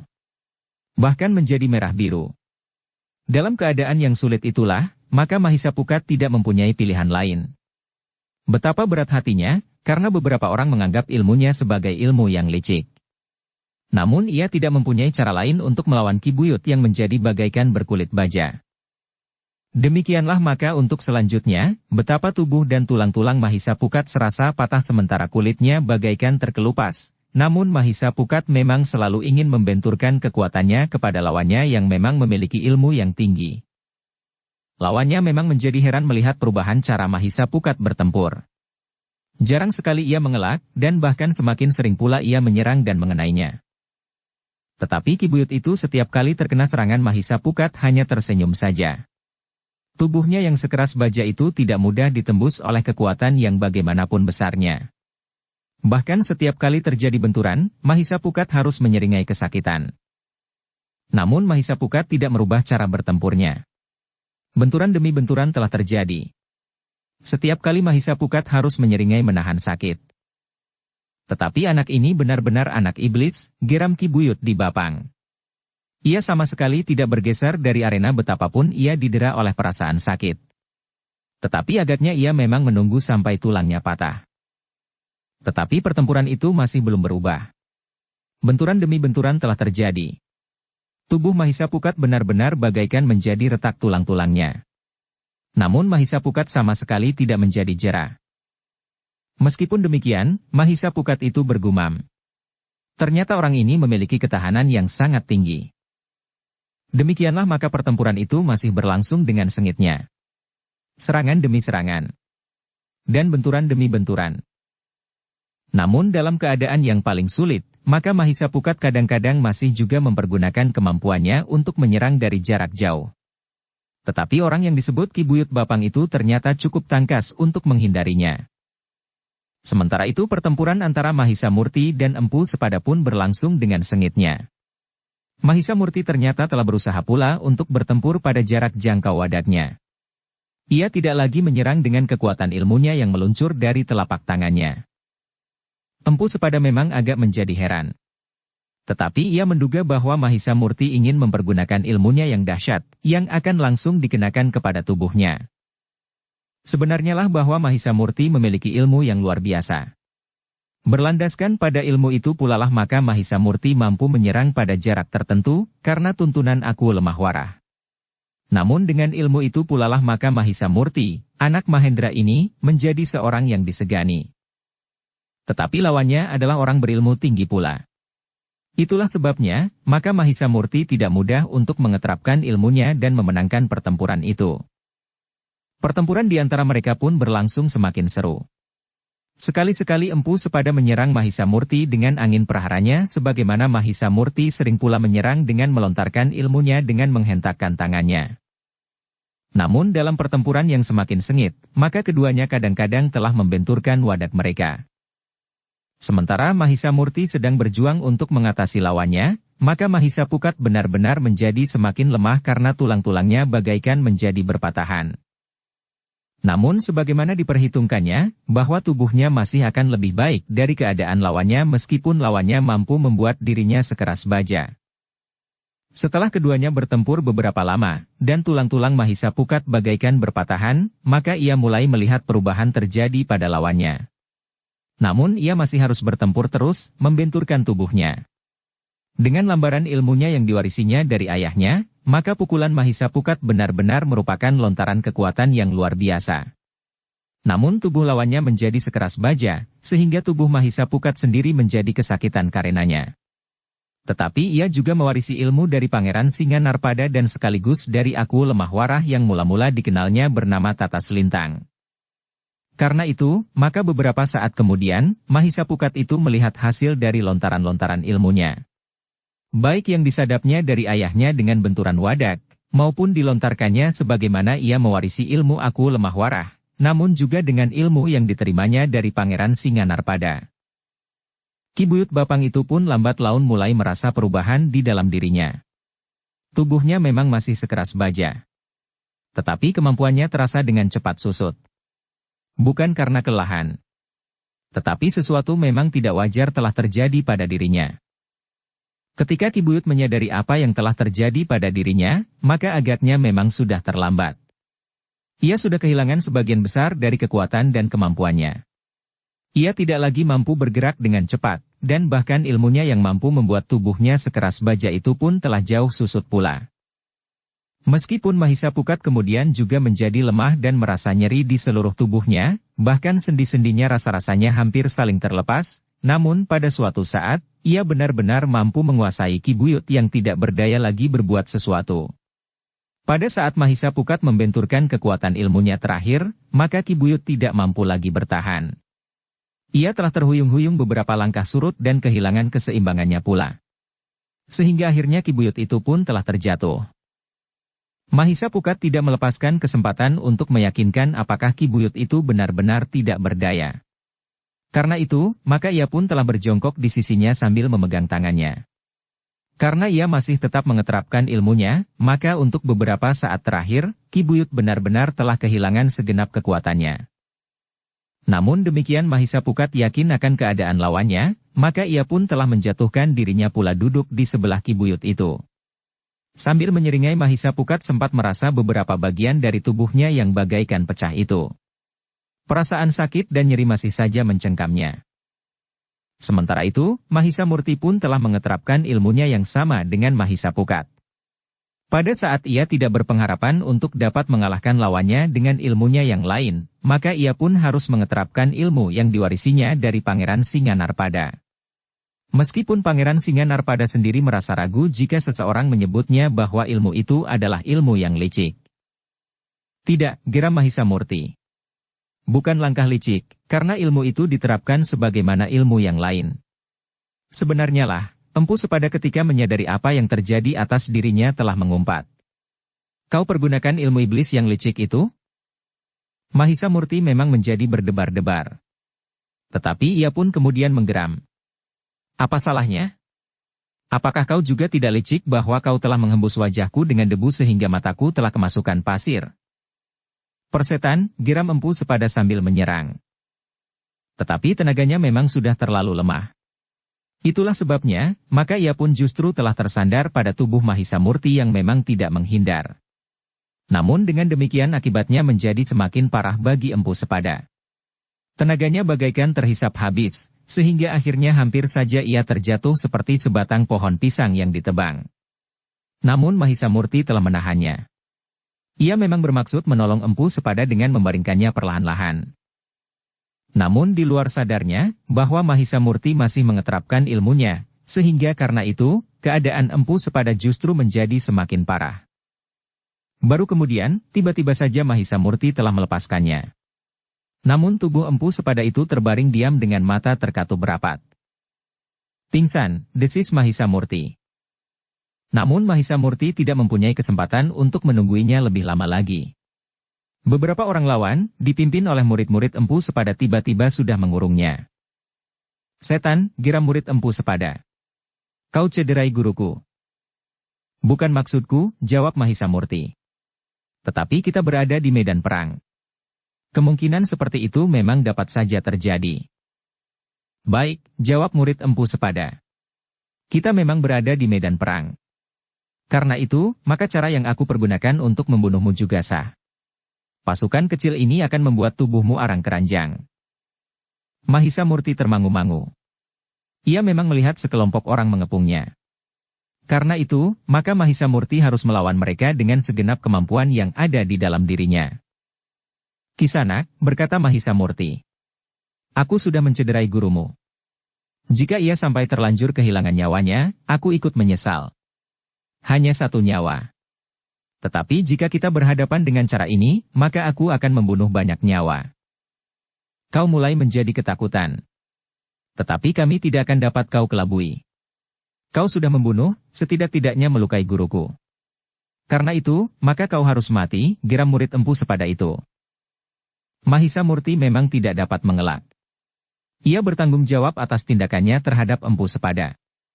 Karena itu, maka ia pun telah siap melontarkan ilmunya yang paling dahsyat. Dengan satu hentakan, maka beberapa orang tentu akan terbunuh seketika. Apalagi para pengikut Empu Sepada yang tidak memiliki landasan ilmu. Tetapi jika Mahisa Murti tidak mempergunakan ilmunya itu, maka mungkin sekali ia sendirilah yang akan tersapu dalam pertempuran itu. Namun selagi Mahisa Murti dalam keraguan-raguan, maka tiba-tiba beberapa orang nampak berlari-lari mendekati. Mereka terdiri dari 3 orang prajurit lemah warah dan beberapa orang penghuni padepokan itu. Biarlah, kami yang menyelesaikannya, berkata salah seorang di antara orang-orang padepokan itu. Mahisa Murti menarik nafas dalam-dalam. Bukan karena ia merasa mendapat kawan cukup banyak meskipun tidak sebanyak lawannya. Tetapi dengan demikian ia tidak harus membunuh sekelompok orang sebagaimana ia menginjak sarang semut dengan tumitnya. Karena itu, maka sejenak kemudian telah terjadi pertempuran yang sengit antara 2 kelompok yang bermusuhan. Meskipun Mahisa Murti juga melibatkan diri, namun ia telah mempergunakan pula sebatang pedang. Ia tidak merasa perlu mempergunakan kemampuannya untuk menghadapi lawan-lawannya itu. Sementara itu, Mahisa Pukat pun telah berusaha untuk mengatasi kesulitan di dalam dirinya. Tulang-tulangnya memang terasa retak. Tetapi dengan pemusatan nalar budi, maka Mahisa Pukat telah berusaha mengatasi keadaannya. Namun Mahisa Pukat itu menjadi berdebar-debar ketika ia melihat 2 orang yang berlari-lari ke arahnya justru pada saat ia masih berusaha memperbaiki keadaannya. Namun Mahisa Pukat itu menarik nafas dalam-dalam ketika ia melihat bahwa 2 orang itu adalah 2 orang prajurit lemah warah. Apa yang terjadi? Bertanya salah seorang di antara kedua orang prajurit itu. Mahisa Pukat memandang keduanya dengan tatapan matanya yang tajam. Dengan nada dalam ia berkata, "Luar biasa. Ki Buyut mampu meremukkan tubuhku. Mudah-mudahan aku cepat menjadi baik. Apakah kalian mau membantu?" "Membantu apa?" bertanya prajurit itu. "Jagalah aku sejenak. Hanya untuk mengatasi perasaan sakit. Mudah-mudahan aku sempat berbuat sesuatu kemudian," berkata Mahisa Pukat. "Silahkan, kami akan tetap di sini," jawab prajurit itu.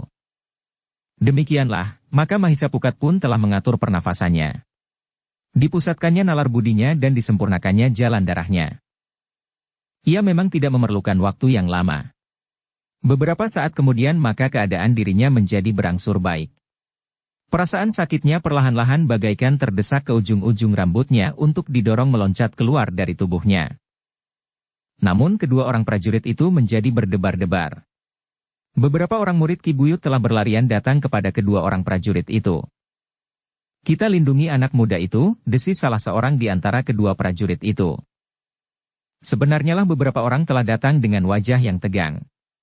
Apalagi ketika mereka melihat Ki Buyut terbaring diam.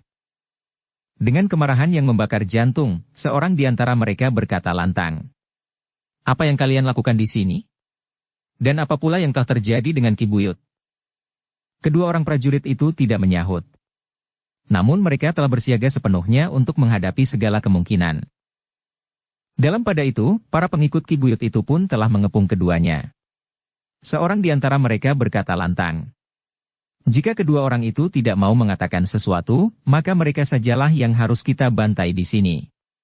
Kemudian orang yang duduk tepekur itu akan kita bunuh juga bersama kedua orang ini." Agaknya anak muda itu sudah kehilangan kemampuannya untuk berbuat sesuatu. Kedua orang prajurit itu masih tetap diam. Namun senjata mereka telah merunduk, siap untuk menebas orang yang bergerak mendekati mereka atau mendekati Mahisa Pukat. Karena kedua orang itu masih tetap berdiam diri, maka para pengikut Ki Buyut itu pun telah kehilangan kesabaran mereka. Sejenak mereka berputaran. Namun sejenak kemudian, mereka telah mulai meloncat menyerang. Bagaimanapun juga kedua orang prajurit itu pun menjadi berdebar-debar. Bukan karena mereka mencemaskan nasib mereka. Sebagai seorang prajurit, keduanya sudah menyadari bahwa kemungkinan yang paling buruk itu akan dapat terjadi atas diri mereka. Namun keduanya justru mencemaskan nasib Mahisa Pukat. Kedua orang prajurit itu mengerti bahwa Mahisa Pukat adalah seorang anak muda yang berilmu tinggi. Keduanya mengagumi anak muda yang dapat mengalahkan Ki Buyut Bapang itu.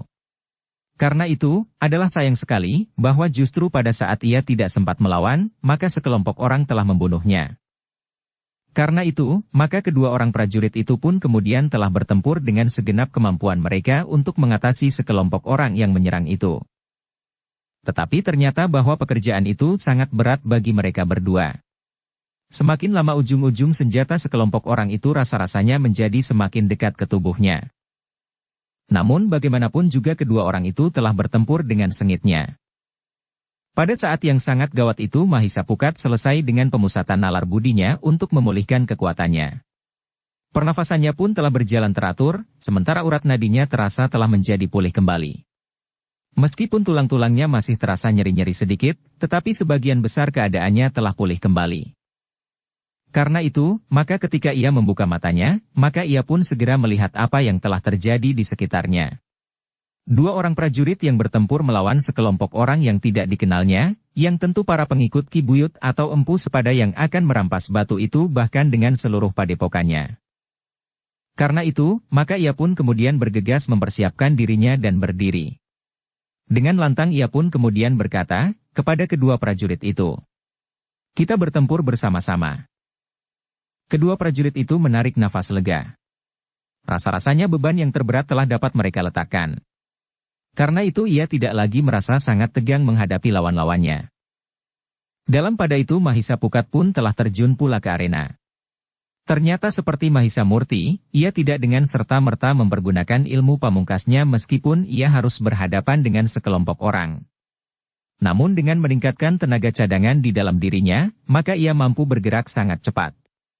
Dengan tangkasnya, tiba-tiba saja ia telah merampas sebatang tombak bertangkai pendek.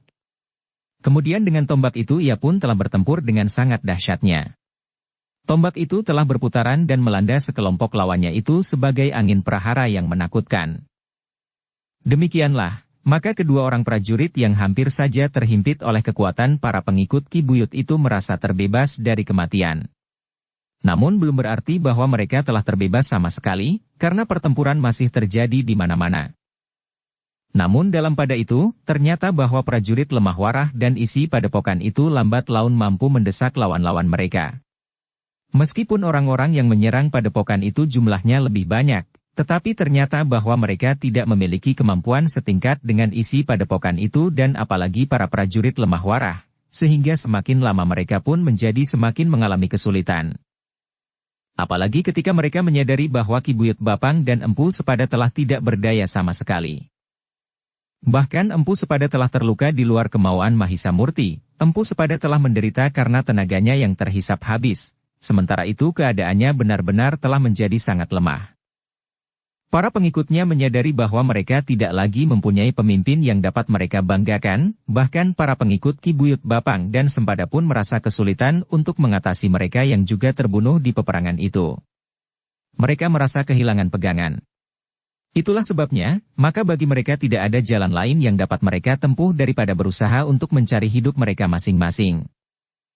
Itulah sebabnya, maka sejenak kemudian maka para prajurit lemah warah dan seisi padepokan itu telah berhasil mendesak dan bahkan memecahkan perlawanan para pengikut Empu Sepada dan Ki Buyut Bapang. Mereka pun berlarian bercerai-berai untuk mencari hidup mereka masing-masing. Dengan demikian, maka mereka pun telah berlarian meninggalkan padepokan itu secepat dapat mereka lakukan. Namun beberapa orang terpaksa mereka tinggalkan. Bukan saja yang terluka dan terbunuh di peperangan, tetapi ada di antara mereka yang tertangkap dan memang tidak mempunyai kesempatan untuk melarikan diri. Ketika mereka yang menyerah dan tertangkap itu dikumpulkan, maka di wajah mereka telah membayang sikap pasrah. Tidak ada pikiran lain pada mereka kecuali bahwa mereka harus menjalani hukuman mati. Yang mereka lakukan kemudian tidak lebih dari berharap agar cara untuk membunuh mereka adalah cara yang terbaik. Bukan cara yang pernah dilakukan oleh beberapa orang di antara mereka terhadap tawanan-tawanan mereka. Ternyata bahwa isi padepokan itu cukup berhati-hati.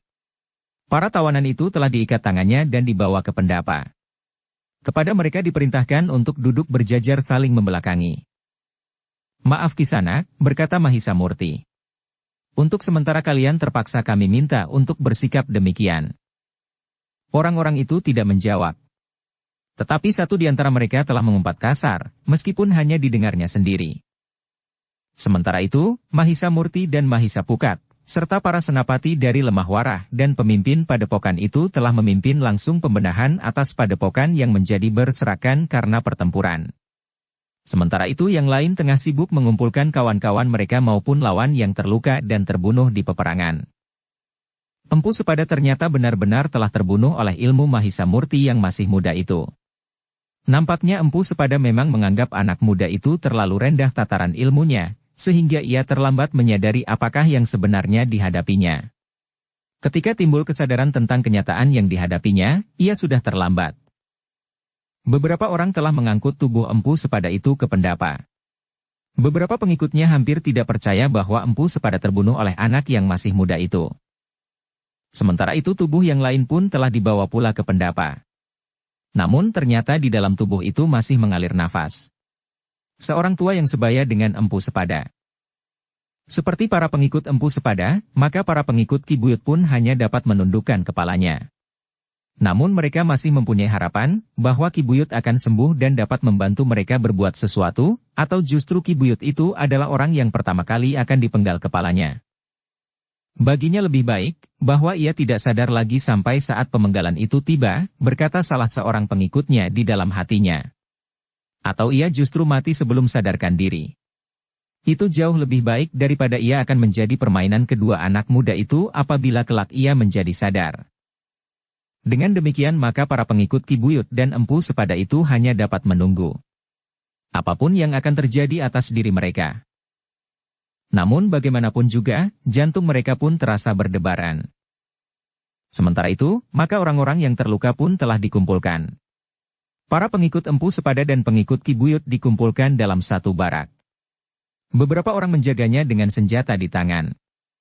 Meskipun mereka terluka, tetapi dalam keadaan tertentu mereka masih merupakan orang-orang yang berbahaya.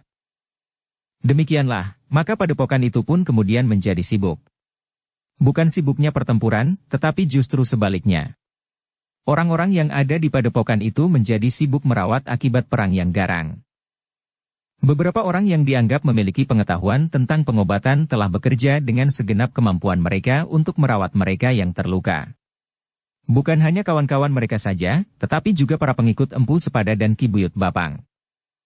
Sebenarnya lah para pengikut Empu Sepada dan Ki Buyut Bapang merasa heran. Kenapa mereka masih juga dikumpulkan kemudian dirawat luka-luka mereka? Namun beberapa orang di antara mereka justru menjadi sangat cemas. Mungkin orang-orang padepokan itu dengan sengaja membuat mereka sembuh atau agak sembuh, agar mereka mempunyai kepuasan untuk memperlakukan mereka menurut kehendak mereka. Sebab jika mereka menghukum atau membunuh orang yang memang sudah terluka apalagi parah, mereka tidak akan mendapat kepuasan karenanya. Tetapi orang-orang itu memang tidak dapat menentukan pilihan. Mereka harus menurut saja perlakuan yang diberikan kepada mereka. Apapun yang dilakukan oleh orang-orang padepokan yang pernah disebut sebagai perguruan Suryantal itu, mereka tinggal menjalani. Sementara itu, orang-orang yang terbunuh pun telah dikumpulkan pula. Pada dasarnya tubuh-tubuh membeku itu juga mendapat perlakuan yang sama. Tetapi bagaimanapun juga, orang-orang padepokan itu telah memberikan penghormatan khusus bagi kawan-kawan mereka yang gugur. Bahkan termasuk beberapa orang prajurit Lemah Warah. Semuanya itu mereka selesaikan tanpa mengingat waktu. Meskipun malam telah turun, namun mereka menyelesaikan tugas itu. Mereka telah memasang oncor di beberapa tempat. Juga di tempat mereka menguburkan kawan-kawan mereka dan beberapa puluh langkah di sebelah lain adalah orang-orang yang telah menyerang padepokan mereka. Sebagaimana jumlah mereka yang datang berlipat, maka ternyata korban pun berlipat pula. Orang-orang padepokan itu, apalagi para prajurit memang memiliki keterampilan yang lebih tinggi dari lawan-lawan mereka. Namun lambat laun, ketika semua kerja telah diselesaikan, padepokan itu mulai menjadi lengang. Para penghuni padepokan itu pun kemudian tinggal merasakan kelelahan yang sangat mencengkam tubuh mereka.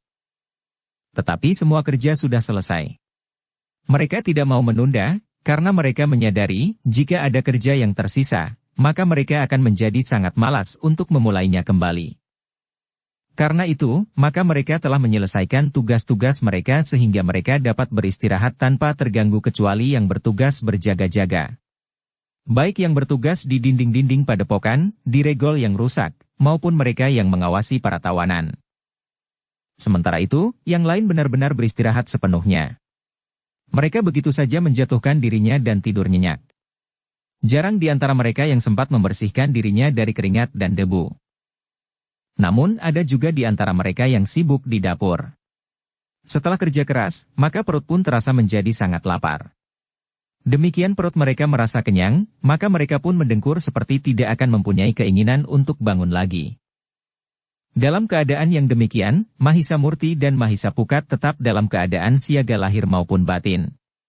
Apalagi mereka menyadari bahwa pada suatu saat Ki Buyut itu akan menjadi baik lagi dan mungkin akan melakukan satu perbuatan yang dapat merugikan mereka.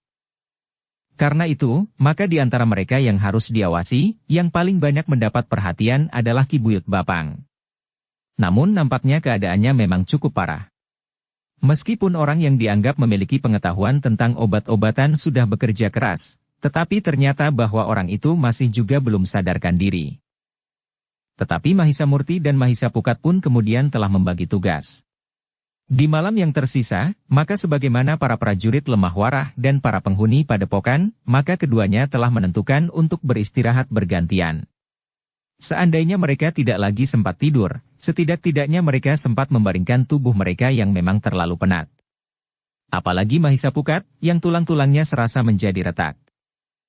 Karena itu, maka Mahisa Murti telah memberikan kesempatan kepada Mahisa Pukat untuk beristirahat lebih dahulu, sementara itu, ia berada di antara para petugas yang mengawasi para tawanan di pendapa. Ternyata ketika padepokan itu tidak lagi terasa sangat kisruh, maka ikatan pada tangan para tawanan itu pun telah dilepas. Namun itu berarti bahwa para petugas harus benar-benar mengawasi mereka sebaik-baiknya. Di antara para petugas itu adalah Mahisa Murti. Justru karena di antara para tawanan itu terdapat Ki Buyut Bapang. Dengan demikian maka para tawanan itu pun telah mendapat kesempatan untuk berbaring di atas tikar di pendapa itu. Bagaimanapun juga mereka juga merasa sangat lelah. Tetapi karena tekanan perasaan maka mereka tidak mudah untuk dapat tidur nyenyak. Sesaat-sesaat saja mereka lelap oleh kelelahan. Tetapi mereka pun segera terbangun kembali. Jika mereka lelap lagi sejenak, maka mereka pun akan segera terbangun lagi. Di hari berikutnya, maka segala sesuatunya mulai diakui menjadi lebih baik. Para tawanan telah dimasukkan ke dalam satu barak yang telah dipersiapkan lebih dahulu. Namun dalam pada itu, Ki Buyut Bapang pun telah mendapat tempat yang khusus. Perlahan-lahan keadaan Ki Buyut itu berangsur baik. Ketika ia sadar, maka ia pun telah mengumpat kasar. Apalagi ketika ia melihat Mahisa Pukat mendekatinya. "Anak setan kau," berkata Ki Buyut. "Ilmu iblis itu telah kau pergunakan untuk melawan aku. Jika ilmu itu kau sebut ilmu iblis, lalu apakah nama ilmumu yang mampu membuat tubuhmu sekeras batu?" bertanya Mahisa Pukat. "Persetan," geram Ki Buyut. "Jika aku mendapat kesempatan sekali lagi melawanmu dan tahu pasti bahwa kau memiliki ilmu iblis itu, maka aku tentu akan mempergunakan kemampuanku untuk menghancurkanmu." "Tidak ada gunanya Ki Buyut," berkata Mahisa Pukat. "Aku sudah mengalahkanmu. Kau tidak akan dapat berbuat apapun juga. Pada saatnya aku akan bangkit, dan kau akan menyesal. Kecuali jika dengan penuh ketakutan kau bunuh aku sekarang," berkata Ki Buyut. Mahisa Pukat justru tertawa. Katanya, "Jangan aneh-aneh Ki Buyut. Menyerahlah kepada nasib dan kau harus mengakui kenyataan yang terjadi atas dirimu." Ki Buyut menggeretakkan giginya. Namun tubuhnya memang masih sangat lemah. Hanya tiba-tiba saja ia bertanya, "Di mana Empu Sepada?" Jika ia sempat menghindar dari medan, maka ia akan datang lagi dengan kekuatan yang jauh lebih besar dari yang pernah dibawanya. Mahisa Pukat termangu-mangu sejenak. Namun kemudian katanya, "Maaf Ki Buyut. Aku terpaksa mengatakannya. Empu Sepada terbunuh di medan." Wajah Ki Buyut berkerut. Nampak perasaannya menjadi tegang. Tetapi kemudian katanya, "Jangan kelabui aku seperti anak-anak." "Kenapa?" bertanya Mahisa Pukat. "Untuk apa aku harus berbohong? Bukankah wajar bahwa seseorang mati di medan perang dalam pertempuran yang seru?" "Tetapi tidak Empu Sepada," jawab Ki Buyut Bapang. "Ia tidak akan mati di sini." Mahisa Pukat mengerutkan keningnya. Dengan nada datar ia berkata, "Kenapa Empu Sepada tidak akan mati di sini?" Tidak ada orang yang mampu membunuhnya, berkata Ki Buyut Bapang. Empu Sepada bukan orang yang berilmu tinggi, jawab Mahisa Pukat. Ternyata kenyataan tentang dirinya dan namanya berjarak terlalu jauh. Namanya yang besar sama sekali tidak didukung oleh kemampuannya. Tidak. Ki Buyut yang lemah itu membentak. Ia berilmu tinggi. Kemampuannya tidak berada di bawah kemampuanku. Aku mengenalnya dengan baik. Jadi kemampuannya setingkat dengan kemampuanmu, bertanya Mahisa Pukat. Ya, jawab Ki Buyut pendek. Karena itukah ia tidak akan mati di sini, bertanya Mahisa Pukat pula. Ya. Ia akan mampu menggulung padepokan ini jika ia mau, geram Ki Buyut. Jika kemampuannya seimbang dengan kemampuan Ki Buyut, bagaimana dengan Ki Buyut sendiri, bertanya Mahisa Pukat. Wajah Ki Buyut menegang. Katanya. Gila. Aku pun akan mampu menggulung padepokan ini nanti jika kekuatanku sudah pulih kembali. Kita akan berhadapan lagi, setelah aku menyadari bahwa kau memiliki ilmu iblis. Karena itu, maka aku akan mampu menghancurkan ilmu iblismu itu. Mahisa Pukat menggeleng. Katanya. Tidak Ki Buyut. Kau tidak akan mampu mengalahkan aku dengan jenis ilmu apapun. Kau kira di samping ilmuku yang mampu menghisap tenagamu itu, aku tidak mempunyai landasan ilmu yang lain. Persetan. Ki Buyut itu hampir berteriak. Mari kita lihat. Ki Buyut itu berusaha untuk bangkit. Tetapi tenaganya masih lemah sekali. Bahkan dadanya terasa semakin sesak dan pedih. Umurmu sudah mencapai tataran pengendapan. Tetapi kau masih mudah dibakar oleh perasaanmu, berkata Mahisa Pukat. Sebenarnya kau mau apa? Ki Buyut itu menggeram. Tubuhnya yang lemah itu telah terbaring lagi di pembaringannya. Rasa-rasanya justru menjadi semakin lemah. Sudahlah, berkata Mahisa Pukat. Berbaringlah dengan tenang. Perasaanmu, berkata Mahisa Pukat. Sebenarnya kau mau apa? Ki Buyut tidak menjawab. Tetapi ia pun telah mengumpat kasar. Dalam pada itu, di seluruh padepokan itu, para penghuninya tengah sibuk memperbaiki kerusakan-kerusakan yang terjadi setelah pertempuran itu. Beberapa orang telah memperbaiki pagar di sekitar batu yang berwarna kehijauan itu. Yang lain memperbaiki bagian-bagian dinding yang rusak, sementara beberapa orang telah membuat pintu gerbang yang baru untuk menggantikan pintu gerbang yang telah dirusakkan oleh Ki Buyut Bapang. Bukan hanya selaratnya yang patah, tetapi daun pintunya yang besar dan kuat itu pun telah pecah pula. Dengan demikian, maka di padepokan itu telah terjadi kesibukan yang lain dari kesibukan perang yang menyita banyak kerugian. Bukan saja harta benda dan perlengkapan yang ada di padepokan itu, tetapi juga korban jiwa. Namun dalam pada itu, 5 orang berkuda telah mendekati padepokan itu. 5 orang yang membawa pertanda keprajuritan Lemah Warah. Mereka memakai pertanda yang lengkap sehingga justru menunjukkan bahwa mereka adalah dalam tugas keprajuritannya. Siapa yang berani mengganggu mereka, berarti akan berhadapan dengan Pakuan Lemah Warah. Beberapa saat kemudian, maka kelima orang prajurit itu menjadi semakin dekat. Meskipun kuda mereka tidak dapat berlari kencang karena jalan yang sulit di beberapa bagian, namun berkuda mereka menempuh jarak dari Lemah Warah ke Padepokan Suryantal itu lebih cepat dari perjalanan pasukan yang tidak berkuda. Kedatangan kelima orang prajurit itu memang mengejutkan. Ketika para petugas yang mengawasi keadaan di luar dinding Padepokan melihat 5 orang berkuda, maka mereka pun segera memberikan isyarat. Pemimpin padepokan itu pun segera menghubungi Mahisa Murti dan Mahisa Pukat serta para senapati prajurit Lemah Warah. Namun ketika mereka naik ke atas panggung, pada dinding padepokan ternyata bahwa mereka telah melihat kelima orang berkuda itu adalah prajurit Lemah Warah.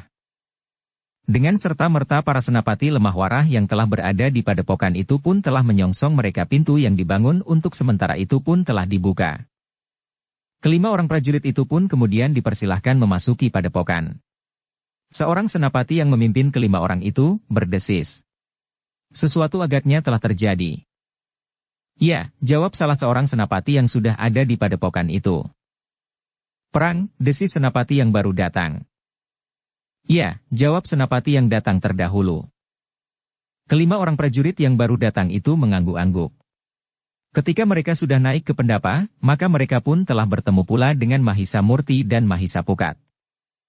Dengan singkat kelima orang prajurit itu mendengarkan laporan tentang peristiwa yang telah terjadi. Baru kemudian senapati yang baru datang itu berkata, "Aku memang mendapat tugas untuk melihat apa yang telah terjadi. Seharusnya pasukan yang diganti dengan pasukan yang baru sudah kembali ke Lemah Warah. Aku memang menjadi cemas bahwa sesuatu telah terjadi di sini. Dan ternyata dugaan itu benar. Di sini telah terjadi perang yang sengit. Ya, untunglah bahwa segalanya telah lewat. Yang Maha Agung masih melindungi padepokan ini," sahut Mahisa Murti. Para prajurit itu mengangguk-angguk. Tetapi sebagai prajurit yang berpengalaman, maka mereka dapat membaca apa yang telah terjadi di padepokan itu. Kerusakan pada beberapa bagian dan terutama pada pintu gerbang, menunjukkan bahwa kekuatan yang besar telah melanda padepokan itu. Namun kelima orang prajurit itu juga mengetahui bahwa Mahisa Murti dan Mahisa Pukat adalah anak-anak muda yang memiliki ilmu yang tinggi. Adalah jarang sekali bahwa anak muda seumur mereka telah menyimpan ilmu di dalam dirinya sebagaimana kedua anak muda itu. "Syukurlah jika semuanya telah teratasi," berkata senapati yang datang berlima itu. "Aku memang mencemaskan kemungkinan sebagaimana telah terjadi." "Kemungkinan seperti ini masih dapat terjadi lagi," berkata Mahisa Murti. "Tetapi kita akan selalu siap. Jika kami kembali ke Lemah Warah, maka segala sesuatunya akan kami laporkan," berkata senapati itu. "Tetapi apakah satu di antara kedua kelompok pasukan yang ada di sini harus kembali?" bertanya Mahisa Murti. "Tidak tergesa-gesa," berkata senapati itu. "Jika keadaan di sini sebagaimana yang aku lihat, maka pasukan itu masih diperlukan di sini." "Bagaimana dengan mereka yang sudah terlalu lama bertugas di sini?" bertanya Mahisa Murti. "Sebenarnya mereka belum terhitung terlalu lama bertugas di padepokan ini. Tetapi biarlah aku mengirimkan sekelompok pasukan baru untuk menggantikan kelompok yang sudah terdahulu berada di sini," jawab senapati itu. "Batu itu," berkata Mahisa Pukat kemudian, "nampaknya memang masih akan mengundang orang-orang baru. Tetapi batu itu tidak akan kita lepaskan." "Ya," jawab senapati itu. "Agaknya aku pernah menyinggungnya."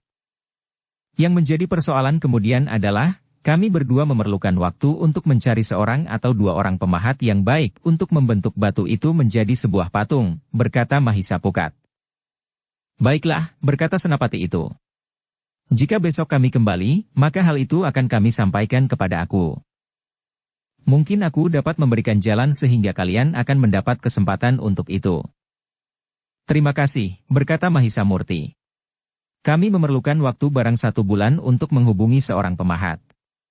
Aku belum tahu siapakah yang dapat dan sanggup melakukannya di tempat yang terpencil ini. Seorang pemahat yang biasa hidup di tempat yang ramai, agaknya harus berpikir ulang untuk bersedia datang ke tempat ini. Bukan saja karena tempat ini sepi dan terpencil, namun tempat ini akan selalu menjadi sasaran orang-orang yang menginginkan batu itu pula." Senapati itu mengangguk-angguk. Katanya, "Mudah-mudahan aku dapat memberikan jalan yang paling baik yang dapat kita tempuh." Kedua anak muda itu mengangguk-angguk. Agaknya mereka benar-benar mengharapkan kesempatan itu. Sementara itu mereka sempat melaporkan pula tentang Ki Buyut Bapang yang dalam keadaan lemah. "Tetapi jika keadaannya menjadi baik, maka ia merupakan orang yang berbahaya," berkata Mahisa Murti. Senapati itu mengangguk-angguk. Katanya, "Kita serahkan saja kepada aku. Seperti orang yang terdahulu, maka ia telah kehilangan sebagian besar dari ilmunya. Mungkin aku dapat atau mempertimbangkan untuk berbuat demikian jika orang itu memang tidak mungkin lagi diharapkan untuk menjadi seorang yang baik. Jadi, apakah menurut pertimbangan Kisanak, Ki Buyut sebaiknya dibawa ke Pakuan Lemah Warah?" bertanya Mahisa Pukat. "Sebaiknya demikian.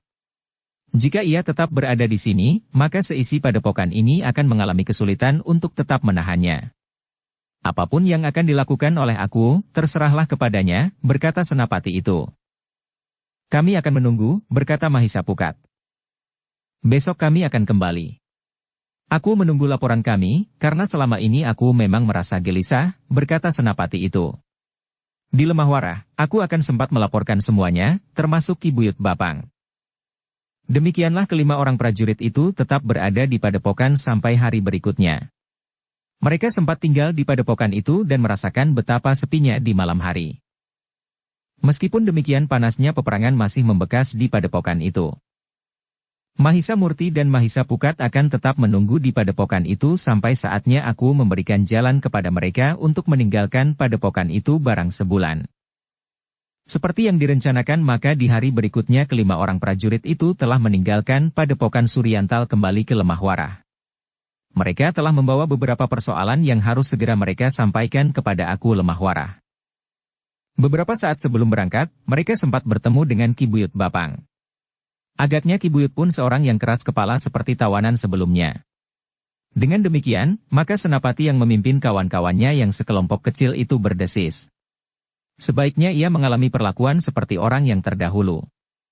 Orang seperti Ki Buyut ini memang tidak akan mungkin dapat dirubah lagi. Tetapi ia adalah seorang buyut, berkata Mahisa Murti. Ia memerintah satu daerah tertentu. Kabuyutan Bapang. Apalagi ia seorang buyut, berkata Senapati itu. Namun Bapang tidak termasuk Pakuan Lemah Warah. Mahisa Murti dan Mahisa Pukat mengangguk-angguk. Namun mereka masih juga memperhitungkan kemungkinan-kemungkinan lain yang dapat terjadi. Dengan nada datar Mahisa Murti berkata, tetapi, karena Ki Buyut Bapang adalah seorang pemimpin dari satu lingkungan, apakah persoalannya tidak akan mekar? Permusuhan ini akan menjadi permusuhan antara Kabuyutan Bapang dengan padepokan ini. Sementara itu, apakah Ki Buyut tidak akan menyeret lingkungan yang lebih luas untuk melibatkan diri dalam persoalan ini? Jika demikian maka aku Lemah Warah akan dapat bermusuhan dengan aku yang memerintah daerah Bapang. Tetapi Senapati itu menggeleng. Katanya, mudah-mudahan tidak. Aku yang memerintah Ki Buyut Bapang tentu mempunyai kebijaksanaan. Mungkin ia justru akan menghukum Ki Buyut yang telah menyimpang dari jalan yang benar itu. Jika aku mendengar kenyataan tentang Ki Buyut itu, sahut Mahisa Pukat, adalah menjadi kewajibannya untuk mengetahui persoalan yang sebenarnya itu. Jawab Senapati itu. Dengan demikian maka Mahisa Murti dan Mahisa Pukat menjadi semakin tenang menghadapi kemungkinan-kemungkinan buruk yang berkembang karena keterlibatan Ki Buyut di Bapang. Namun demikian, keduanya harus bertanggung jawab jika terjadi sesuatu kemudian. Seandainya di luar perhitungan mereka, aku yang memerintah Ki Buyut Bapang melibatkan diri, maka apapun yang terjadi, kedua anak muda itu tidak akan ingkar. Dalam pada itu kelima orang prajurit Lemah Warah itu pun telah menempuh perjalanan kembali ke Lemah Warah. Jalan yang mereka tempuh bukan jalan yang lapang. Tetapi kuda-kuda mereka kadang-kadang harus justru dituntun melintasi jalan setapak yang sulit. Tetapi bagaimanapun juga perjalanan berkuda itu menjadi lebih cepat daripada jika mereka berjalan kaki. Demikianlah, ketika mereka kemudian telah sampai ke Pakuan Lemah Warah, setelah perjalanan yang berat dan panjang maka mereka mendapat kesempatan pertama untuk menghadap aku, agar mereka segera dapat beristirahat. Senapati yang memimpin kelompok kecil itu pun telah memberikan laporan terperinci tentang padepokan Suryantal sehingga sekelompok pasukan Lemah Warah yang seharusnya kembali, terpaksa tertahan di padepokan itu untuk beberapa lama. Senapati itu juga sempat menyampaikan keinginan Mahisa Murti dan Mahisa Pukat untuk meninggalkan padepokan itu untuk kira-kira sebulan untuk dapat berhubungan dengan seorang pemahat yang baik dan yang bersedia untuk tinggal di padepokan itu. Aku Lemah Warah yang mendengar laporan itu mengangguk-angguk. Dengan nada datar ia berkata, kedua anak muda itu tidak sampai hati meninggalkan padepokan itu. Keduanya merasa bahwa keduanya bertanggung jawab atas padepokan itu. Apalagi setelah mereka membawa batu yang kehijauan itu ke padepokan. Dengan demikian mereka telah terikat oleh padepokan itu. Sehingga mereka tidak sempat berbuat yang lain. Hamba aku.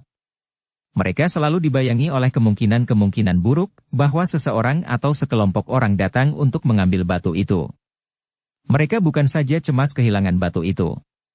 Tetapi mereka juga memikirkan nasib orang-orang yang tinggal di padepokan itu, jawab Senapati itu. Aku Lemah Warah itu pun mengangguk-angguk. Lalu katanya, baiklah. Kita akan memikirkannya. Kita akan mengambil jalan yang paling baik untuk memberinya kesempatan pergi barang sebulan untuk menghubungi seorang pemahat atau lebih. Apakah kita akan mengirimkan pasukan yang kuat untuk melindungi padepokan itu? Bertanya Senapati itu. Mahisa Murti dan Mahisa Pukat juga mencemaskan kemungkinan ikut campurnya Pakuan yang memerintah Ki Buyut di Bapang. Aku Lemah Warah mengerutkan keningnya. Namun ia pun kemudian tersenyum sambil berkata, tentu tidak. Seandainya ada seorang buyut di lingkungan Pakuwon Lemah Warah ada yang berbuat seperti Ki Buyut Bapang, maka aku kira aku tidak akan melindunginya. Tetapi jika aku itu tidak mengetahui latar belakang dari tingkah lakunya. Memang di antara pengikutnya terdapat orang-orang Bapang. Namun belum tentu bahwa rahasia kehidupannya yang kelam itu diketahui oleh aku, jawab Senapati itu. Aku Lemah Warah mengangguk-angguk. Katanya, memang banyak kemungkinan dapat terjadi. Tetapi biarlah kita memikirkan cara itu, sehingga Mahisa Murti dan Mahisa Pukat dapat dengan tenang meninggalkan padepokan itu dan kembali bersama seorang pemahat yang baik. Semuanya terserah kepada aku, jawab Senapati itu. Tetapi kita akan selalu siap. Aku Lemah Warah mengangguk-angguk. Namun tiba-tiba saja ia bergumam. Aku pun telah pernah tinggal di sekitar padepokan itu untuk waktu yang lama. Karena itu, apa salahnya jika aku berada di padepokan itu untuk sebulan lagi? Senapati itu mengerutkan keningnya. Dengan ragu ia bertanya. Lalu, bagaimana dengan pemerintahan di Pakuwon ini? Bagaimana dengan saat aku pergi dahulu? Justru aku pun bertanya pula. Senapati itu menarik nafas dalam-dalam. Tetapi ia mengenal sifat akunya. Sehingga karena itu maka katanya. Semuanya terserah kepada aku. Jika aku berada di padepokan itu sementara aku yang memerintah meliputi Bapang itu akan mengambil langkah-langkah penting, aku dapat berbicara dengannya. Aku kira Bapang termasuk daerah Pakuwon Sangling. Senapati itu tidak menjawab. Aku Lemah Warah memang pernah meninggalkan Pakuwon itu untuk waktu yang cukup lama. Karena aku Lemah Warah mengemban tugas dari Sri Baginda di Kediri melalui Pangeran Singanarpada untuk menyelesaikan padepokan Suryantal bersama 2 orang anak muda yang juga dikirim oleh Pangeran Singanarpada langsung dari Kediri tanpa saling mengenal lebih dahulu. Namun demikian aku Lemah Warah itu masih juga berkata. Tetapi aku tidak mengambil keputusan sekarang. Besok aku akan berbicara dengan para pemimpin Pakuwon ini. Senapati itu pun kemudian telah mohon diri. Bagaimanapun juga setelah melakukan perjalanan yang lama dan berat, mereka menjadi letih, sehingga mereka memerlukan waktu untuk beristirahat. Demikianlah, maka aku Lemah Warah telah merenungkan laporan Senapati itu. Namun semakin dalam ia merenunginya, maka keinginannya untuk pergi ke padepokan itu menjadi semakin besar. Apalagi jika ia mengingat Mahisa Murti dan Mahisa Pukat yang pernah diakunya sebagai kemenakannya. Kedua anak muda itu benar-benar sangat menarik baginya, sehingga keduanya benar-benar diperlakukan sebagai kemenakannya sendiri. Di hari berikutnya aku telah memanggil para pemimpin Lemah Warah. Diutarakannya niatnya untuk meninggalkan Lemah Warah dan berada di sebuah padepokan terpencil untuk waktu yang tidak terlalu lama. Sekitar 2 bulan saja, berkata aku Lemah Warah. Para pemimpin Lemah Warah yang sudah mengenal watak dan sifat aku, serta hubungan aku dengan Kediri dan padepokan Suryantal tidak mencegah keinginan aku. Namun yang penting mereka bicarakan, apa yang harus mereka lakukan di Lemah Warah sendiri sepeninggal aku. Namun ternyata tidak terlalu sulit untuk menemukan pemecahannya, karena hal seperti itu pernah terjadi sebelumnya. Aku akan segera berangkat, berkata aku. Berapakah hamba harus menyiapkan pasukan, bertanya Panglima Prajurit dan pengawal Lemah Warah. Aku hanya memerlukan pasukan pengawal khusus, jawab aku. Mereka akan menyertai aku. Hamba aku, sembah Panglima itu. Hamba akan memerintahkan Panglima pasukan pengawal khusus itu. Ia pernah pergi ke padepokan itu pula, berkata aku. Demikianlah maka di hari berikutnya, sepasukan prajurit pengawal khusus telah disiapkan, sementara aku berbenah diri. Sebelum aku meninggalkan istana, maka ia pun telah menyampaikan beberapa pesan khusus. Juga tentang pengawasan para tawanan. Aku tidak akan pergi terlalu lama sebagaimana pernah aku lakukan, berkata aku. Ketika segalanya telah disiapkan, maka aku pun siap pula untuk berangkat. Di pagi hari, sebelum matahari terbit, maka sepasukan-pasukan pengawal khusus Lemah Warah telah siap. Beberapa saat kemudian, maka aku pun telah siap pula berangkat. Sebagian dari pasukan itu memang berkuda. Tetapi hanya sebagian kecil saja. Yang lain menempuh perjalanan dengan berjalan kaki meskipun mereka harus menempuh perjalanan di malam hari atau bermalam di perjalanan. Namun mereka adalah prajurit yang terlatih. Sebagaimana juga aku sendiri, maka perjalanan yang berat dan panjang itu bukannya masalah bagi mereka. Pada saatnya, maka iring-iringan itu telah mendekati padepokan Lemah Warah. Kehadiran iring-iringan itu benar-benar mengejutkan bagi seisi padepokan. Ketika para petugas di dinding padepokan memberikan isyarat, maka dengan serta-merta, para pemimpin padepokan itu telah naik ke atas panggungan di sebelah-menyebelah pintu gerbang. Aku. Mahisa Murti hampir berteriak. Buka pintu gerbang. Mahisa Pukatlah yang benar-benar berteriak. Pintu gerbang yang sudah diperbaiki itu pun kemudian telah dibuka. Iring-iringan dari Lemah Warah itu pun telah memasuki padepokan Suryantal, disambut oleh Mahisa Murti. Mahisa Pukat dan para senapati prajurit Lemah Warah yang berada di padepokan itu serta pemimpin padepokan itu. Mahisa Murti dan Mahisa Pukat yang muda itu, tiba-tiba menjadi sangat gembira, seolah-olah benar-benar paman mereka telah datang. Hari itu padepokan Suryantal menjadi sangat gembira. Kedatangan aku Lemah Warah rasa-rasanya telah menitikkan embun di teriknya matahari. Dalam kegelisahan, ketidakpastian bahwa rencana Mahisa Murti dan Mahisa Pukat untuk menghubungi seorang pemahat dapat terwujud serta keraguan-raguan yang lain, maka aku telah datang. Namun mereka tidak segera membicarakan masalah-masalah yang penting bagi padepokan itu. Mahisa Murti dan Mahisa Pukat ingin mempersilahkan tamunya untuk beristirahat. Aku pun tidak tergesa-gesa, ia tanggap akan keinginan kedua orang anak muda itu, sehingga aku pun tidak dengan serta-merta mengatakan kepentingannya datang ke padepokan itu. Tetapi agaknya semua pihak sudah dapat menduga, apakah sebenarnya keinginan aku. Apalagi Mahisa Murti dan Mahisa Pukat sendiri. Setelah beristirahat, maka aku telah melihat-lihat isi padepokan itu. Terutama batu yang berwarna kehijauan itu. Di sekitar batu itu telah dibuat pagar yang baru setelah pagar yang lama rusak pada saat peperangan terjadi di padepokan itu. Meskipun di sana-sini telah dibenahi, namun aku masih melihat bekas-bekas dari pertempuran yang seru itu. Sehingga serba sedikit aku dapat membayangkan apa yang telah terjadi. Kau simpan kibuyut itu? Bertanya aku kepada Mahisa Murti.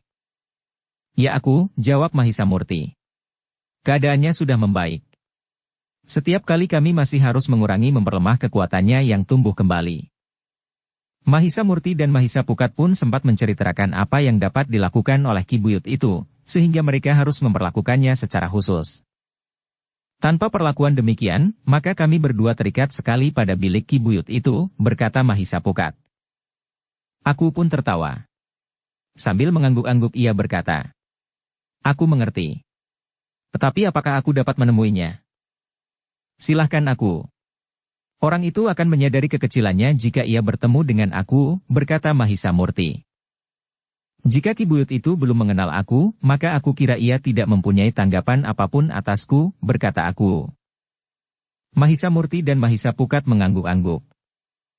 Apalagi jika mereka mengingat kesombongan kibuyut itu sehingga agaknya ia akan bersikap sombong pula di hadapan aku. Sejenak kemudian, maka Mahisa Murti dan Mahisa Pukat pun telah membawa aku Lemah Warah itu ke sebuah bilik khusus. Ketika mereka membuka pintu bilik itu, maka mereka melihat seorang yang duduk terpekur. Kehadiran orang-orang itu sama sekali tidak menarik perhatiannya. Bahkan berpaling pun kibuyut itu merasa segan. Kibuyut, panggil Mahisa Murti yang sudah berada di dalam bilik itu pula, sementara Mahisa Pukat dan aku masih berdiri di pintu.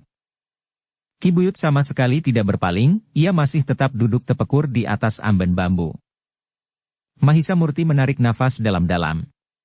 Kemudian dipersilahkannya aku untuk masuk pula ke dalam bilik itu diikuti oleh Mahisa Pukat. Aku ingin memperkenalkan diri Kibuyut, berkata aku Lemah Warah.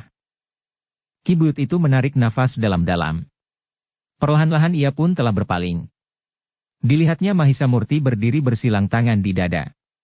Kemudian seorang lagi yang sangat dibencinya. Mahisa Pukat. Namun kemudian dilihatnya seorang yang lain yang tidak dilihatnya sebelumnya. Kau, tiba-tiba aku Lemah Warah itu berdesis. Kibuyut Bapang itu mengerutkan keningnya. Namun kemudian desisnya. Apakah benar aku telah bertemu dengan aku Lemah Warah? Ya, jawab aku Lemah Warah. Aku memang aku Lemah Warah. Jadi kaulah agaknya yang telah menyebut dirimu buyut di Bapang itu? Ampun aku, tiba-tiba saja kibuyut itu turun dari amben bambu dan berjongkok sambil berdesis lemah. Hamba memang telah menjadi buyut di Bapang. Satu jabatan yang baik bagimu, bertanya aku lemah warah. Bagaimana mungkin kau dapat menjadi buyut di Bapang? Satu perjalanan yang panjang. Tetapi hamba memang telah menjadi buyut di Bapang, jawab Ki Buyut. Apakah benar Bapang termasuk daerah Sangling? Bertanya aku. Ternyata Ki Buyut menjadi ragu-ragu. Namun keraguan-raguan itu telah memastikan bagi aku lemah warah, bahwa kabuyutan Bapang itu termasuk lingkungan Pakuan Sangling. Karena itu, maka aku itu pun berkata, Ki Buyut, aku dapat mengambil beberapa langkah untuk menyelesaikan persoalanmu. Aku dapat menghubungi aku Sangling atau aku dapat bertindak sendiri atasmu, karena kau pernah berada di Pakuan lemah warah. Ki Buyut itu menundukkan kepalanya. Dengan nada berat ia berkata, hamba mohon ampun sang aku. Hamba tidak tahu bahwa aku akan datang ke tempat ini. Mustahil, berkata aku. Kau tentu tahu bahwa aku pernah memecahkan perlawanan orang-orang Suryantal dan beberapa perguruan yang ada di padepokan ini belum lama berselang. Hamba memang mendengarnya aku, jawab Ki Buyut.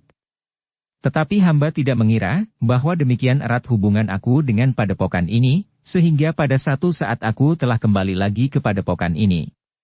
Apalagi setelah beberapa waktu yang lalu, beberapa pihak menganggap bahwa padepokan ini merupakan lingkungan yang tidak ada pemiliknya. Kau tidak usah mengada-ada, berkata aku. Bagaimanapun juga agar tidak timbul salah paham, maka aku harus berhubungan dengan aku Sangling. Aku akan mengatakan bahwa seorang buyut di wilayahnya telah berada di padepokan ini. Jangan aku, minta Ki Buyut. Dengan demikian maka hamba akan kehilangan semuanya. Aku menarik nafas dalam-dalam. Katanya, Ki Buyut, kau adalah seorang yang memiliki ilmu yang tinggi. Tetapi ternyata sejak semula kau telah menyalahgunakan ilmumu itu. Bahkan setelah kau mendapat kedudukan yang baik sebagai buyut di Bapang. Kau masih saja hidup dalam dunia gelapmu itu. Adalah kebetulan sekali bahwa kau telah bertemu dengan kedua kemenakanku, sehingga mereka dapat mengatasi semua. Seandainya kedua kemenakanku itu tidak ada di sini, apakah yang kira-kira akan kau lakukan? Hamba sama sekali tidak tertarik kepada padepokan ini. Tetapi batu itu memang sangat hamba kagumi, jawab Ki Buyut. Aku lemah warah menarik nafas dalam-dalam. Sementara itu Ki Buyut masih berkata, tetapi sebenarnya hamba tidak akan terlibat langsung dalam persoalan ini seandainya Empu Sepada tidak memaksa hamba untuk menyertai orang-orang hamba. Langsung atau tidak langsung tidak banyak bedanya Ki Buyut. Sebenarnya sekarang aku mendapat kesempatan menyelesaikan persoalan yang terjadi di lemah warah itu, karena memang sudah lama orang-orang lemah warah mencarimu, berkata aku. Ampun aku. Hamba sudah merasa bersalah. Hamba tidak pernah mengulangi kesalahan hamba. Sementara itu hamba memilih untuk meninggalkan lemah warah, berkata Ki Buyut. Tetapi di tempat lain kau berlaku sebagaimana di lemah warah, sahut aku. Jika kau tidak melakukan sesuatu, aku kira kau tidak akan mungkin dapat menjadi buyut di Bapang. Ki Buyut menundukkan kepalanya. Sementara itu aku lemah warah berkata. Aku akan menghubungi aku Sangling. Jangan aku, minta Ki Buyut Bapang. Hamba mohon. Kenapa? Bertanya aku lemah warah. Aku ingin meyakinkan aku Sangling agar ia selalu mengamati tingkah lakumu. Ampun aku. Hamba berjanji untuk tidak melakukannya lagi. Jangan singkirkan hamba dari kedudukan hamba yang sekarang, minta Ki Buyut Bapang. Aku lemah warah termangu-mangu. Namun kemudian katanya. Masih ada waktu untuk memikirkannya. Untuk sementara kau tetap menjadi tawanan di sini. Ingat Ki Buyut, aku memiliki kemampuan untuk menghancurkan simpul-simpul syarafmu, sehingga kau tidak akan memiliki kemampuan apapun lagi jika kau berkeras melakukan langkah-langkah sebagaimana kau tempuh sampai saat ini. Aku berjanji, desis Ki Buyut Bapang. Bersambung ke bab 101. Dukung kami dengan subscribe, follow, like, komen dan share. Terima kasih.